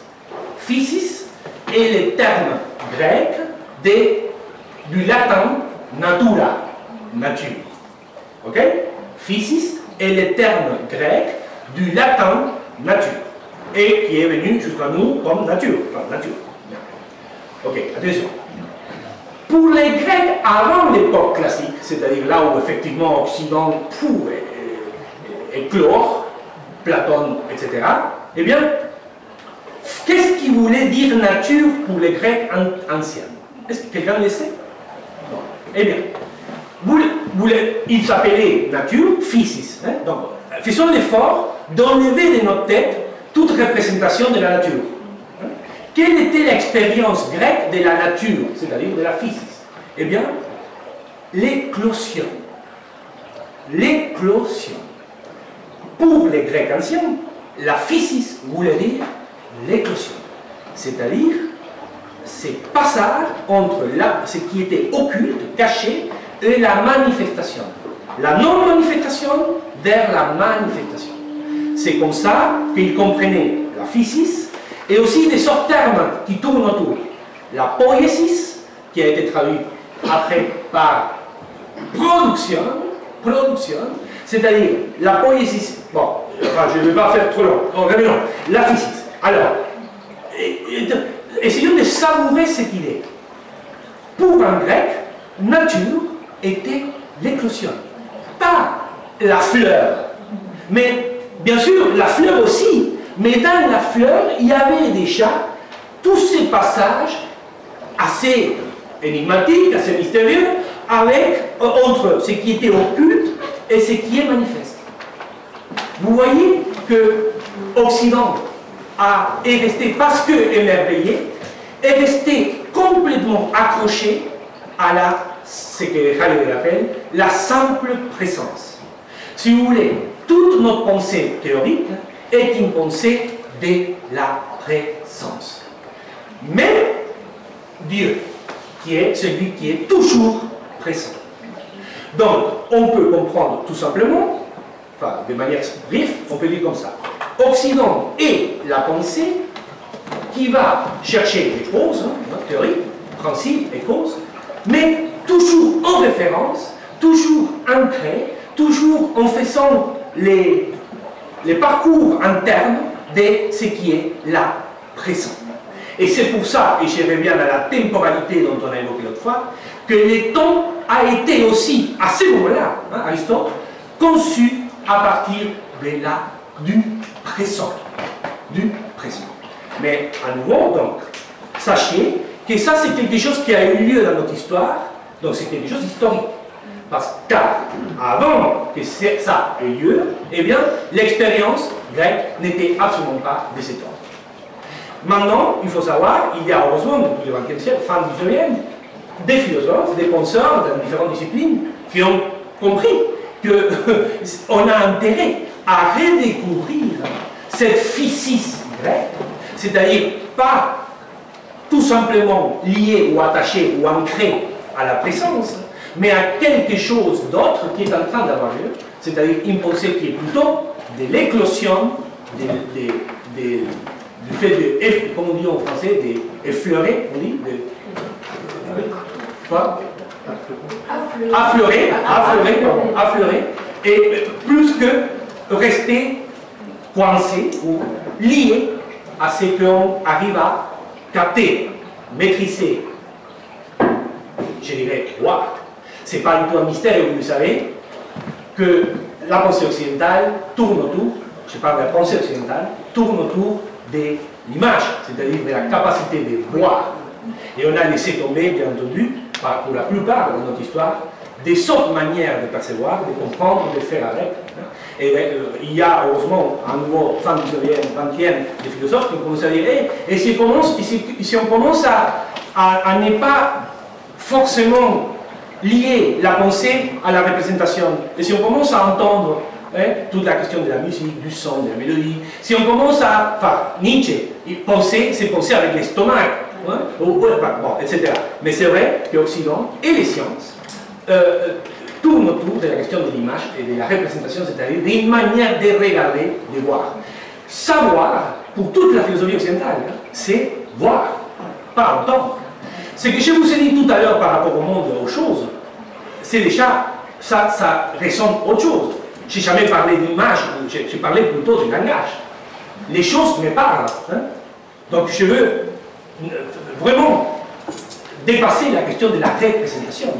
La pensée représentative nous laisse, nous fait rester piégés dans des dynamiques peut-être beaucoup trop occidentales ou, pour le dire autrement, beaucoup trop modernes. Et c'est notre moment à nous pour sortir des paradigmes modernes. Et en disant ça, il y a des questions, je pense. Oui. Est-ce que la poésie, c'est pas un langage de l'affleurement, justement? Bien sûr. La pensée poétique. Par rapport à la science. La pensée poétique qui a été quand même. La pensée poétique qui a été dégradée en Occident. Dégradée. Eh bien, c'est peut-être notre salut. C'est peut-être notre salut. Peut-être. Toute cette pensée, tout à l'heure, le mot Occident revient. Oui. Langage, et je voulais savoir, dans le monde non-Occident, est-ce que ces pensées-là sont autres? Est-ce que, voilà. Alors, c'est une question terriblement importante. Il y a des gens, des spécialistes de ces questions. Hein. En France, il y a un monsieur qui s'appelle Bruno Latour, je ne sais pas si ça vous dit quelque chose, qui est vraiment un spécialiste de cette question, et Philippe Despola aussi. Eh bien, moi je tiens à dire, j'ai un avis par rapport à ça. Et, bien entendu, qu'Occident a essayé, en tout cas vraiment essayé, de manière inconsciente. Hein. On ne sait pas, c'est pas Occident, ce sont les Occidentaux en fait. Mais il y a cette espèce de mouvance vers l'expansion, hein, c'est clair, vers l'expansion. Et c'est évident, et ça c'est pas moi, il y a des gens qui ont travaillé là-dessus, qu'il y a des sortes de cultures, il y a des sortes de cultures dans lesquelles la notion de nature n'est pas du tout occidentale, enfin, n'a rien à voir avec la nôtre, nature, arbre, fleur, non. Déjà, je suis en train de vous faire un bémol, proposer un bémol avec même les Grecs, hein, enfin, nous on vient des Grecs, hein, mais on voit bien que les Grecs antiques, enfin, il y a quelque chose qui s'est paumé, enfin, c'est perdu dans les parcours.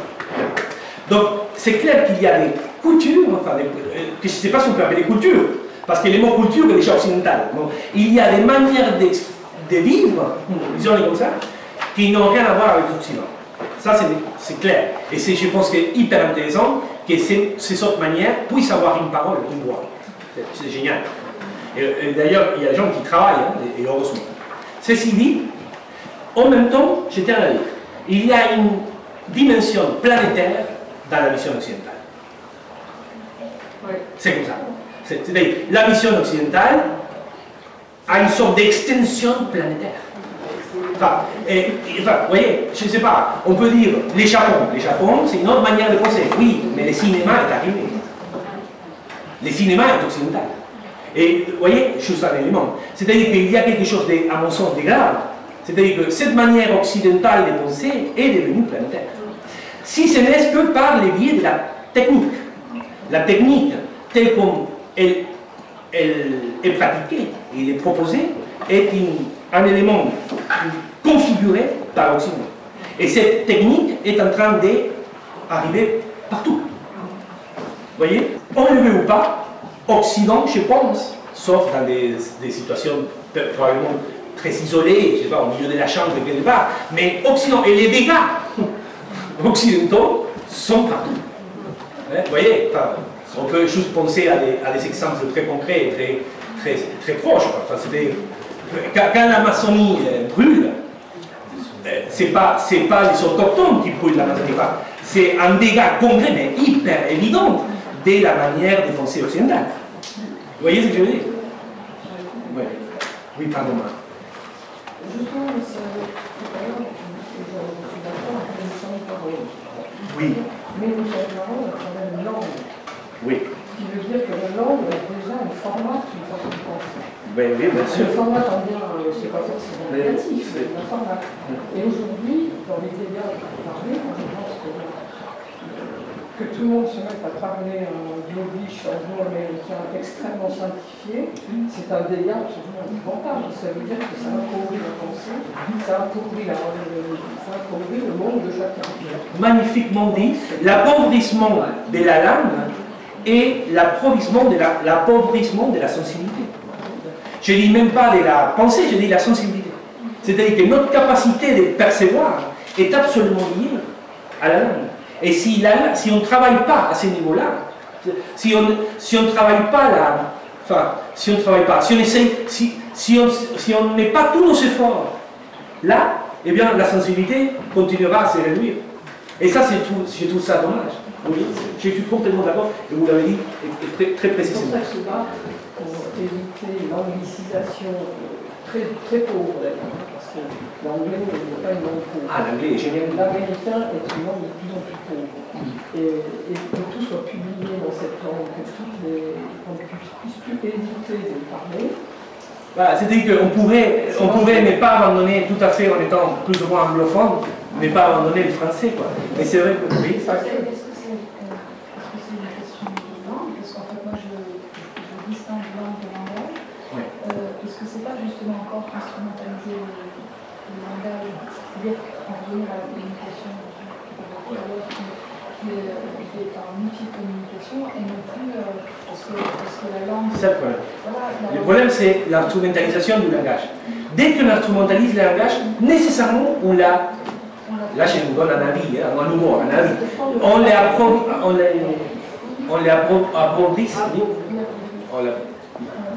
Mais oui, c'est clair. Donc, peut-être, ça, c'est une belle alarme, si vous voulez, au réveil. Est-ce que dans ma quotidienneté, le langage est devenu un moyen pour mes femmes? Si c'est le cas, au secours. Direct. Pour moi, au secours. J'ai envie de revenir. Oui, revenons parce que... Oui, par la chaise. Oui, on y va. Je me débiller par la chaise. Oui. Vous avez parlé de signes, justement. Oui. Et il me semble, moi, que le langage, tout a été dit là. Et, oui. Par exemple, par rapport à la chaise, tant qu'on n'a pas soi-même, enfin, il me semble, oui. Soi-même, moi j'appelle ça chaise, je sais exactement à quoi ça sert, ça me paraît évident, tout est bien. Mais si j'ai à côté quelqu'un qui a une autre langue, l'anglais, il va l'appeler, je ne sais même pas comment, je ne connais pas l'anglais, et lui il va avoir une représentation différente de cette langue. Oui, mais ce qui est assez merveilleux, c'est que les deux vont s'asseoir. Oui, c'est vraiment incroyable. Voilà, mais en même temps, il va bien falloir que moi, je comprenne et mon signe à moi et le signe de l'autre. Alors, les signes à vous, c'est une évidence. C'est une évidence. Mais les signes de l'autre méritent du travail. Mais désolé les amis, mais dialoguer avec un autre mérite, c'est un boulot, c'est un métier. Oui, c'est un métier. Enfin, comprendre ce que l'autre est en train de me dire. Oui, mais si jamais j'ai l'attitude de ne pas comprendre et de dire mais qu'est-ce qu'il me raconte, on sera de plus en plus appauvri, de plus en plus. Du coup, on rentre dans le processus de je veux rien entendre, vous resterez avec votre chaise. Avec mon truc à moi, et on passe, et comme il y en a des millions. Par contre, quand le monde devient une évidence telle, enfin, tel qu'on est en train de le caractériser un peu simplement, mais on comprend ce qu'on veut dire, eh bien, je dirais, il y a des dégâts. Mais là, peut-être, on peut passer aux dégâts, peut-être. C'est-à-dire, il y a des dégâts, mais aussi très concrets, très concrets. Les dégâts sont très concrets. Je ne vais pas rentrer dans des questions politiques, mais bien entendu, vous pouvez les imaginer. Enfin, il y aurait un discours politique qui viendrait avec. Et c'est pour ça, et moi je tiens à dire que pour moi la pensée philosophique est à la base de toute révolution. C'est-à-dire que si tu veux chercher quelque chose, fais de la philosophie, c'est-à-dire essaye de comprendre comment tu perçois les choses, qu'est-ce qui est en train de se passer au niveau de la sensibilité avant de faire un manifeste politique. Mais ça c'est une idée personnelle. Donc, ou éthique, qui est toujours tard, qui arrive tard. Maintenant, je tiens à dire, qu'est-ce qui se passe concrètement quand le monde est une évidence pour moi? Qu'est-ce qui se passe? Ça m'intéresse beaucoup. Enfin, c'est très concret, à nous, on est vraiment dans les concrets. Qu'est-ce qui se passe? Eh bien, je pense qu'il y a plusieurs choses qui se passent. Et du coup, ce qu'on peut faire, c'est aller chercher des éléments qu'on a déjà nommés, corps, temps, mort, peut-être la mort, enfin, sujets existants, qui vont venir nous parler, c'est-à-dire nous déterminer d'une manière concrète. Aujourd'hui, on est rentré par les biais du monde, c'est-à-dire par les biais de l'évidence ou non du monde. Eh bien, continuons. Continuons par ces biais-là. Si le monde est évident, comment penser notre propre finitude? Si tout fonctionne, tout marche, tout est disponible, si du coup rien rentre ces rapports avec les choses de fonctionnement presque parfait, à quoi bon? Quel est l'intérêt de s'anticiper à la propre mort? C'est-à-dire d'y penser. Ok, vous mesurez là. Donc du coup, c'est tout à fait logique, vraiment logique. Et du coup, j'utilise les mots terme logique, c'est tout à fait logique d'insister sur la possibilité de l'immortalité. C'est tout à fait logique. C'est dans ce sens-là que, et là du coup je vous donne une hypothèse qu'il faudrait développer, mais je ne vais pas le faire, on n'a pas le temps, mais ce qu'on appelle le transhumanisme, qui est un peu partout aujourd'hui, ou le post-humanisme, n'est que une hyper-modernité. C'est-à-dire, par rapport à ce que nous on est en train de vivre maintenant, une radicalisation de l'évidence du monde. Continuons avec la dynamique du contrôle, c'est-à-dire de la signification évidente, pour s'assumer une éternité. C'est tout à fait normal, n'est-ce pas? Mais qu'est-ce qui se passe avec l'être humain quand, vu que le monde est évident, il n'y a pas de place pour la propre finitude? Et du coup, là, on rentre dans la thématique de la mortalité. Ok? En effet? Est-ce que ça vous c'est pas ce que j'avais prévu, mais pourquoi pas? Ça vous va? La question de la propre finitude. On la traite maintenant? Moi, j'avais juste envie, je suis gênée avec cette idée du monde évident. Oui. Oui. Parce qu'il est disponible, parce qu'il est... Fonctionnel. Oui. Parce que quand même, on a la lecture de Rosa derrière, oui, qui nous dit que le monde, lui, il substantialise le monde, Rosa, oui, il me semble, oui, et il dit que le monde est devenu muet. Oui. Il est devenu ininterprétable. Exact. Mais c'est une crise de cet endroit où on devrait pouvoir interpréter le monde. Magnifique. Et qu'on n'a plus les... Chez Rosa, c'est hyper intéressant, on développe ça ensemble, d'accord? Chez Rosa, c'est intéressant parce que c'est vrai que le monde est traité comme quelque chose, du coup. Mais là, il faudrait remplacer dans votre commentaire monde par chose. Hein? Pour moi, monde par chose. Les choses sont devenues ininterprétables. Muettes. Pourquoi ils sont devenus mouettes? Parce qu'on est dans l'évidence absolue. C'est-à-dire qu'ils ne nous disent pas autre chose que leur seul et simple caractère instrumental. C'est-à-dire qu'ils sont là pour que je les maîtrise. C'est tout. Elles sont là, les choses, pour que je les contrôle, pour que je les calcule, pour que je les mesure, pour que je les maîtrise. Moi, autrement dit, pour que je m'en sers. Mais on l'a vu tout à l'heure, pour s'en servir des choses, on n'a pas besoin de se poser des questions. Il faut juste se servir. Oui, mais chez Rosa, c'est une dimension catastrophique. Ah ben, pour moi, aussi, c'est une dimension catastrophique. Hein. Quand le monde devient pur et simplement un instrument, là, il faut... Quand les choses deviennent pures et simplement des instruments pour ou par ma volonté, on est déjà, au moins, on est déjà dans la catastrophe. Mais qu'est-ce qui est altéré dans notre capacité? Qu'est-ce qui est altéré dans notre capacité à le faire à entrer en résonance du coup? Alors, c'est l'aliénation, c'est quoi? C'est quoi, pardon? On est obligé de parler des conditions dans lesquelles on vit, oui, les conditions sociologiques, les conditions économiques dans lesquelles on vit, la logique de l'accroissement, oui, qui font que le monde devient exclusivement instrumental. Parce que si vous parlez de révolution, c'est bien sur ces conditions qu'il faudrait pouvoir... alors ça c'est un avis qui est tout à fait respectable. Moi je pense autrement. Je pense qu'on peut juste sortir. Enfin, moi je donne des cours dans des écoles d'ingénierie et de design et d'art, que ça, enfin, transhumanisme. Hein. Et donc les gens sont des gens qui habitent, enfin, leur quotidienneté du coup, c'est l'intelligence artificielle, c'est vraiment des choses incroyablement poussées, assez fantastiques d'ailleurs, mais ils sont très loin d'une pensée philosophique. Donc pour moi, j'entends. Moi je pense qu'on a aujourd'hui une opportunité. C'est-à-dire que les choses sont allées si loin. Enfin, qu'est-ce que je veux dire par si loin? C'est très concret. Dans quelques années, les amis, plusieurs d'entre nous, la plupart d'entre nous, on aura la possibilité de signer un contrat très concret, signer un contrat dans lequel je veux dire ok, hein, je vais payer sûrement, mais je veux dire ok à une augmentation de l'être humain. Augmentation. Ah non, augmentation, pardon. C'est un mot compliqué pour moi. Augmentation de l'être humain, par exemple. D'accord? C'est très concret. C'est-à-dire qu'ils vont nous demander, hey, tu veux pas... Oui, tu veux pas, enfin, par exemple, je donne des exemples concrets.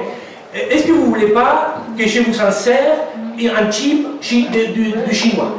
Donc du coup, vous n'avez plus besoin de travailler chinois, vous saurez parler le chinois. Ah, ça coûte combien? X, ok. Si, j'ai 6 000 ou pas. Opération. Est-ce que vous ne voulez pas, poussons la chose.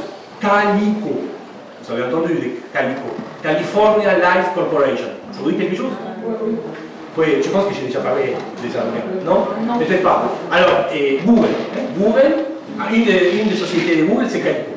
Qu'est-ce qui fait Calico il y a déjà 9 ans? 9 ans. Et ils gagnent beaucoup d'argent, hein, les ingénieurs qui travaillent, beaucoup d'argent. Qu'est-ce qu'ils font? Ils travaillent sur une possibilité. Vous pouvez aller le voir sur Internet. Les sites, enfin, c'est pas secret, c'est pas secret. Eh bien, ils considèrent, enfin, c'est pas qu'ils considèrent, ils cherchent, ils font la recherche pour soustraire la conscience de l'être humain et la déposer du corps et la déposer dans le web. Dans le web. Dans le web. Ça, le support digital. Donc, mais ça, c'est pas de la rigolade. C'est-à-dire, c'est tout à fait concret.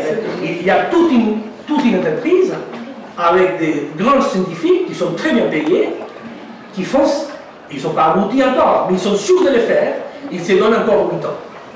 Donc, probablement dans 8 ans, la possibilité de devenir, je ne saurais pas comment l'appeler, une sorte de flou némésique dans un flou digital, je ne sais pas quoi, enfin je ne sais pas comment l'appeler, existera. D'accord? Bien. Bien entendu, vous comprenez tout de suite que derrière, alors du coup, poussons vers la philosophie. Derrière cette possibilité même, il y a une vision de l'humain. En tout cas, platonicienne. C'est-à-dire, il y a d'un côté le corps et de l'autre côté la conscience, l'esprit, l'âme. L'information. Quoi? L'information. Bien sûr, aujourd'hui c'est l'information. Hein? Pour des neurologues, aujourd'hui, et je parle avec eux, l'âme, c'est une manière de dire les flux d'information. Donc, vous comprenez pourquoi c'est important, je trouve, de se poser ce type de questions.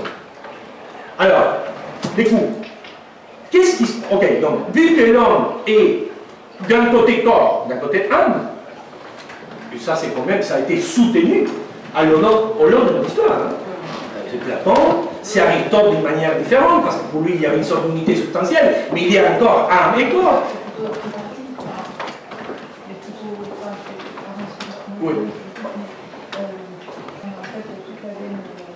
Platonicienne? Et encore, parce qu'il n'a pas une pensée d'unité.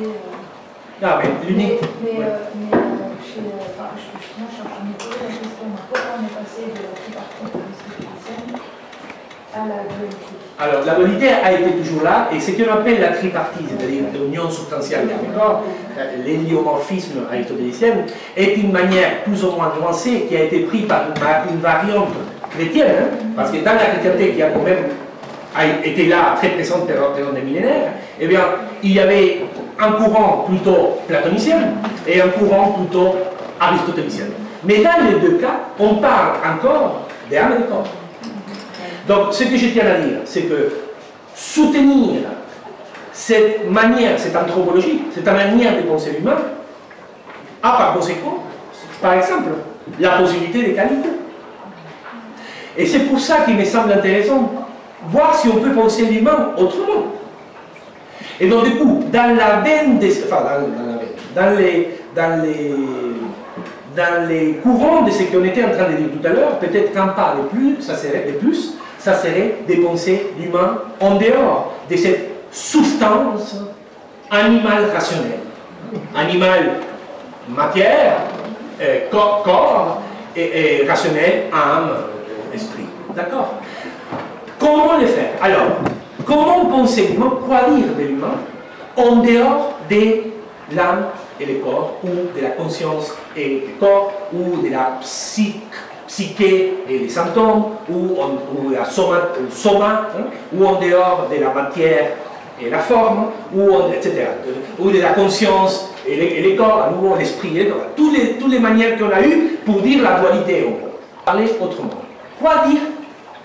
Qu'est-ce qui peut être l'humain? Et du coup, je fais référence donc à nouveau à l'auteur dont on est en train de voir. Parce que ce qu'on a dit du monde tout à l'heure, et des choses, et de la quotidienneté, n'est pas sans lien avec une autre manière de penser l'humain. D'accord? Quand je dis nous sommes parlés, c'est clair qu'on n'est plus substance rationnelle qui parle. Vous voyez? Eh bien, ok, direct. Eh bien, vous savez, dans les mêmes lignées, c'est la même approche que nous sommes en train de voir, pour Heidegger, l'être humain ne peut pas être défini par sa nature. L'être humain n'a pas une nature. Parce que le mot nature a été aussi terriblement piège. Donc du coup, quoi dire? Eh bien, je constate que l'être humain est toujours et à chaque fois ouvert. Toujours et à chaque fois, il est ouvert. Même, je mets toujours comme exemple un patient, entre guillemets, qui est terriblement isolé, il ferme les rideaux, il reste dans un coin, quelqu'un lui amène de la bouffe, il bouffe, il est vraiment, je dirais, en dehors de tout, incroyablement fermé. Eh bien lui, il continue à être ouvert. Exister, ça veut dire, chacun à sa manière, ouverture. Si maintenant, c'est quoi ça, une canalisation d'eau explose, on sera tous touchés par cet événement, tous, d'une manière ou d'une autre. Hein. Je ne dis pas la qualité de l'ouverture, je dis qu'on est à chaque fois touché par ce qui nous arrive, à chaque fois. Depuis la naissance, même depuis, je dirais, et là, du coup, je dois le dire, depuis la conception même, on est touché par ce qui nous arrive jusqu'à qu'on arrête d'exister. Arrêter d'exister, ça veut dire ne plus être ouvert. Ne plus sentir. Alors, c'est plus que sentir, parce que ça peut être... Enfin, c'est tout simplement, essayons de comprendre cette année. L'être humain, c'est celui qui est défini, entre guillemets, parce qu'on ne peut pas le définir, mais qu'il est axé sur les pouvoirs être. On est possible. Un corps nous est possible. L'existence nous est possible encore. Encore. À chaque fois, à chaque jour. À chaque jour, ça serait nous, et même quand on dort aussi, hein, on continue à être possible. C'est-à-dire que quelque chose peut nous arriver. Quelque chose peut, et d'ailleurs je dis, nécessairement va nous affecter, nous toucher, interagir avec nous d'une manière ou d'une autre. On est ceux que, à chaque fois, reste ouvert. C'est-à-dire inséré dans un horizon du possible. Si ce possible peut être rentable, c'est encore mieux. Alors, ça c'est une autre histoire. Mais on n'est pas dans la rentabilité encore.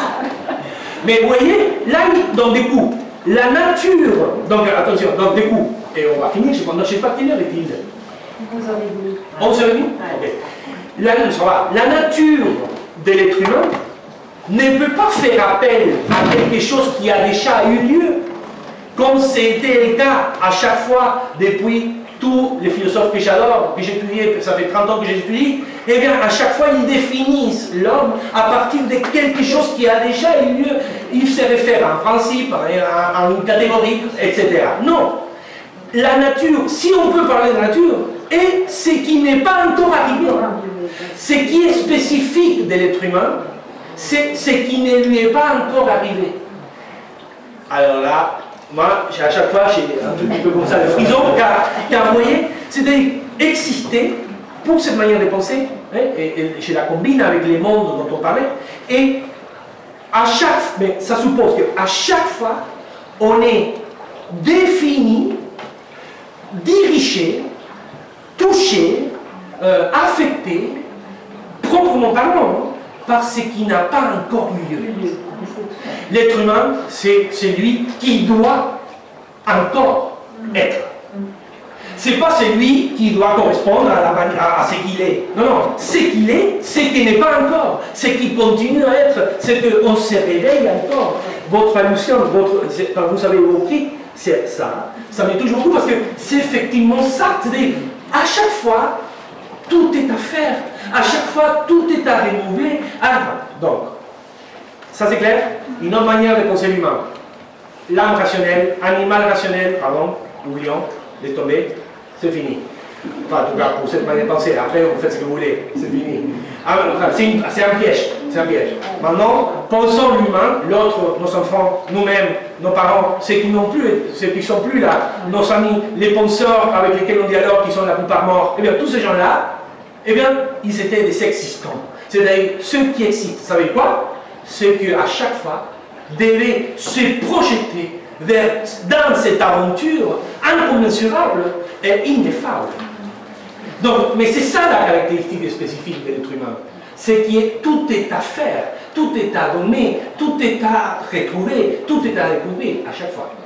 Beaucoup plus que pour la pauvre chaise. La chaise, son monde, son aventure est plus réduite que la nôtre. Et ainsi, on pourrait aussi mettre en relation avec des autres choses, mais j'en passe. Mais du point de vue de l'être humain, si vous voulez, une possibilité, ça serait de les concevoir comme pouvoir être. C'est celui qui peut encore. Mais, qu'est-ce qui se passe avec... Donc, du coup, là, chez les blocs, qu'est-ce qui se passe... Bon, pardon. Oui, je m'étais... Monsieur. Je vais faire court, mais depuis un moment, je ne suis pas en phase avec ici. Déjà, au niveau des langues. Pardon? Au niveau des langues. Dans le monde, il y a 7000 langues. Oui. Et une toute petite poignée d'humains, qui sont des informaticiens, ont inventé 3500 langages. On n'a pas ce rapport dans la classe. Ce sont des ouvertures. Ouais. Il y a donc une contradiction entre l'idée que l'humain, c'est celui qui a le bien, et l'idée que finalement l'Occident a tout dominé. C'est pas vrai.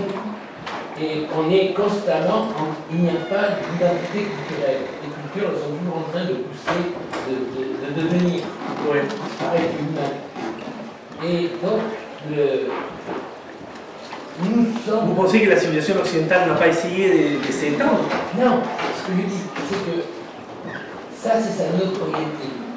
Mais dans la réalité aujourd'hui, nous sommes autant influencés par notre culture que l'Occident influence d'autres cultures. Et qu'on est véhiculé par nos propres peurs. Ça, je suis d'accord. Notre propre peur de notre sens tragique, que tout vivant, et le vivant, le fait de vivre, la vie ne nous appartient pas. La vie elle débute et puis elle s'arrête. Pour tout, que ce soit l'humain, que ce soit la communauté, etc. Et nous sommes conduits à chercher des... Je dirais... on se met en position de victime par rapport à des méchants. C'est pas ce que je fais. Oui, mais par rapport à quand on parle de bloc, etc. Ah, mais moi j'ai dit, la première chose que j'ai dit, c'est que c'est une opportunité. Oui, c'est-à-dire que c'est. Ben oui, pardon. Oui, la difficulté que l'on a, c'est de ne pas être véhiculé par cette peur de ce qui est en train d'arriver. Nous sommes aujourd'hui, pour moi, des immigrés du monde qui arrive. C'est-à-dire qu'on a tout à inventer. Il y a un tout petit livre de François Cheng, et tout petit dialogue. Dialogue montre comment cette Chinois qui ne parlait pas un mot français à 18 ans est arrivé en France et est devenu. Bon. Ce chemin-là, on a tous exactement le même à faire. Et il ne faut surtout pas diaboliser ce qui nous fait peur, parce que c'est à travers ce qui nous fait peur qu'on trouvera une partie des réponses. Moi, je suis complètement d'accord. Voilà, ça, je suis complètement d'accord. Et c'est ce que j'ai un peu ressenti tout à l'heure, en disant... Je me suis mal exprimé. C'est vrai que...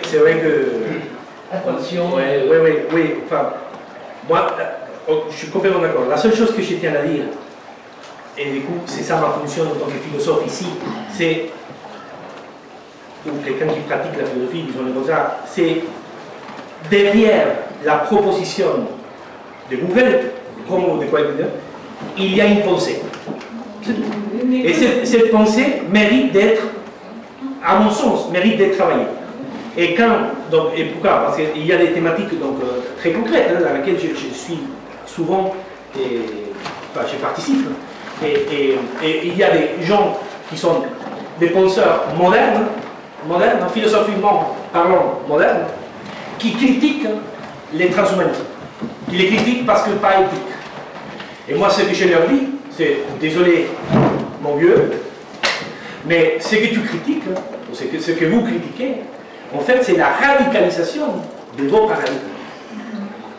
Et ça, c'est vrai qu'il y a des conflits, hein, ils n'entendent pas trop, mais...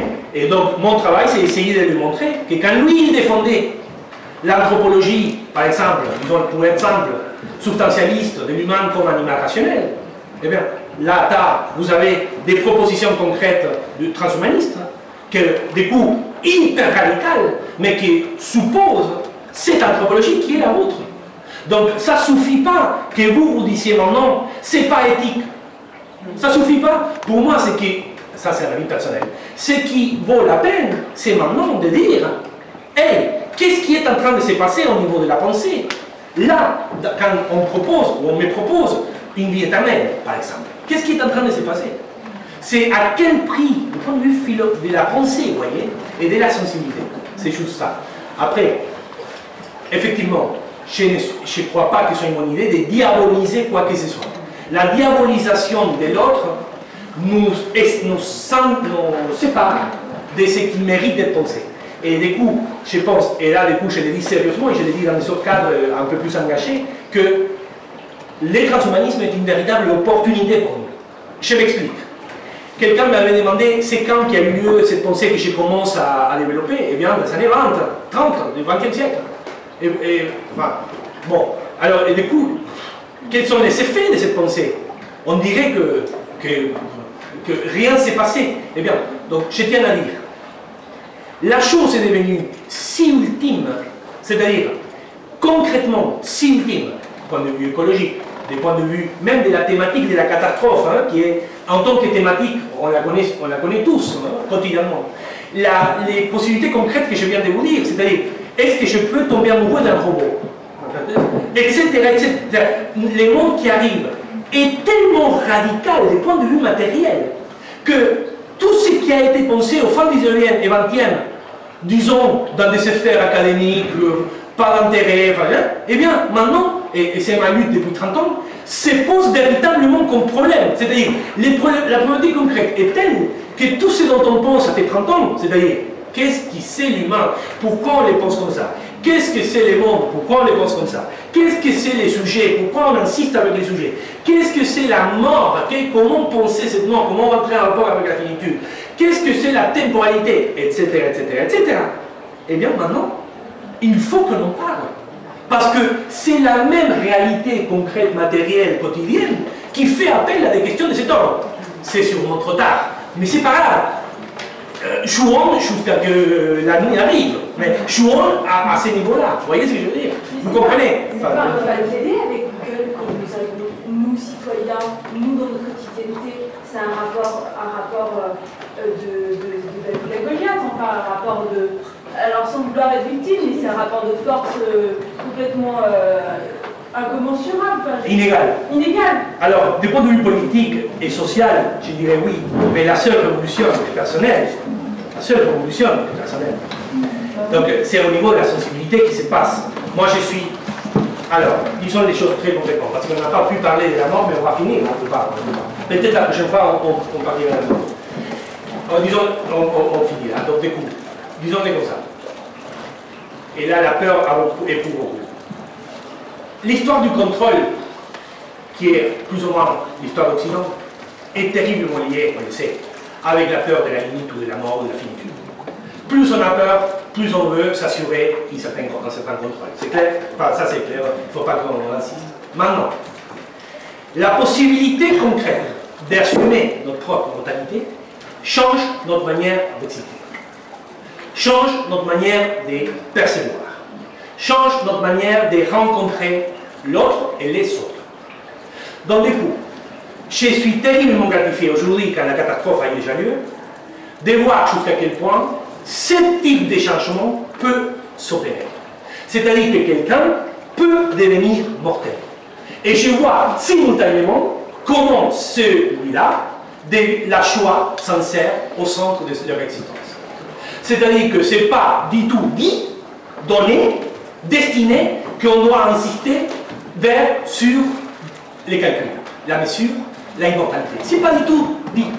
Aujourd'hui, je le sais, je le dis là, personnellement, on peut encore devenir mortel. On le peut. Si Google, moi j'utilise Google, c'est pas grave, mais moi, lui, l'autre, adorons notre propre mort. Adorons notre propre mortalité. Et donc, c'est-à-dire que, en tant que ce que nous sommes encore possible, eh bien, notre propre finitude est encore possible. Est encore possible. Et c'est pour moi ça, une guerre personnelle, pas du tout, il ne faut pas acheter des pierres dans la rue, hein. C'est une guerre personnelle de devenir mortel. C'est-à-dire ce que nous sommes, possibilité vers la mort. Je vais développer cette question parce que j'ai juste l'assumé la prochaine fois, c'est-à-dire les mois d'octobre, un samedi d'octobre. Je m'excuse si j'ai trop parlé, je m'excuse si c'est clair qu'à chaque fois je suis en dette par rapport à vous.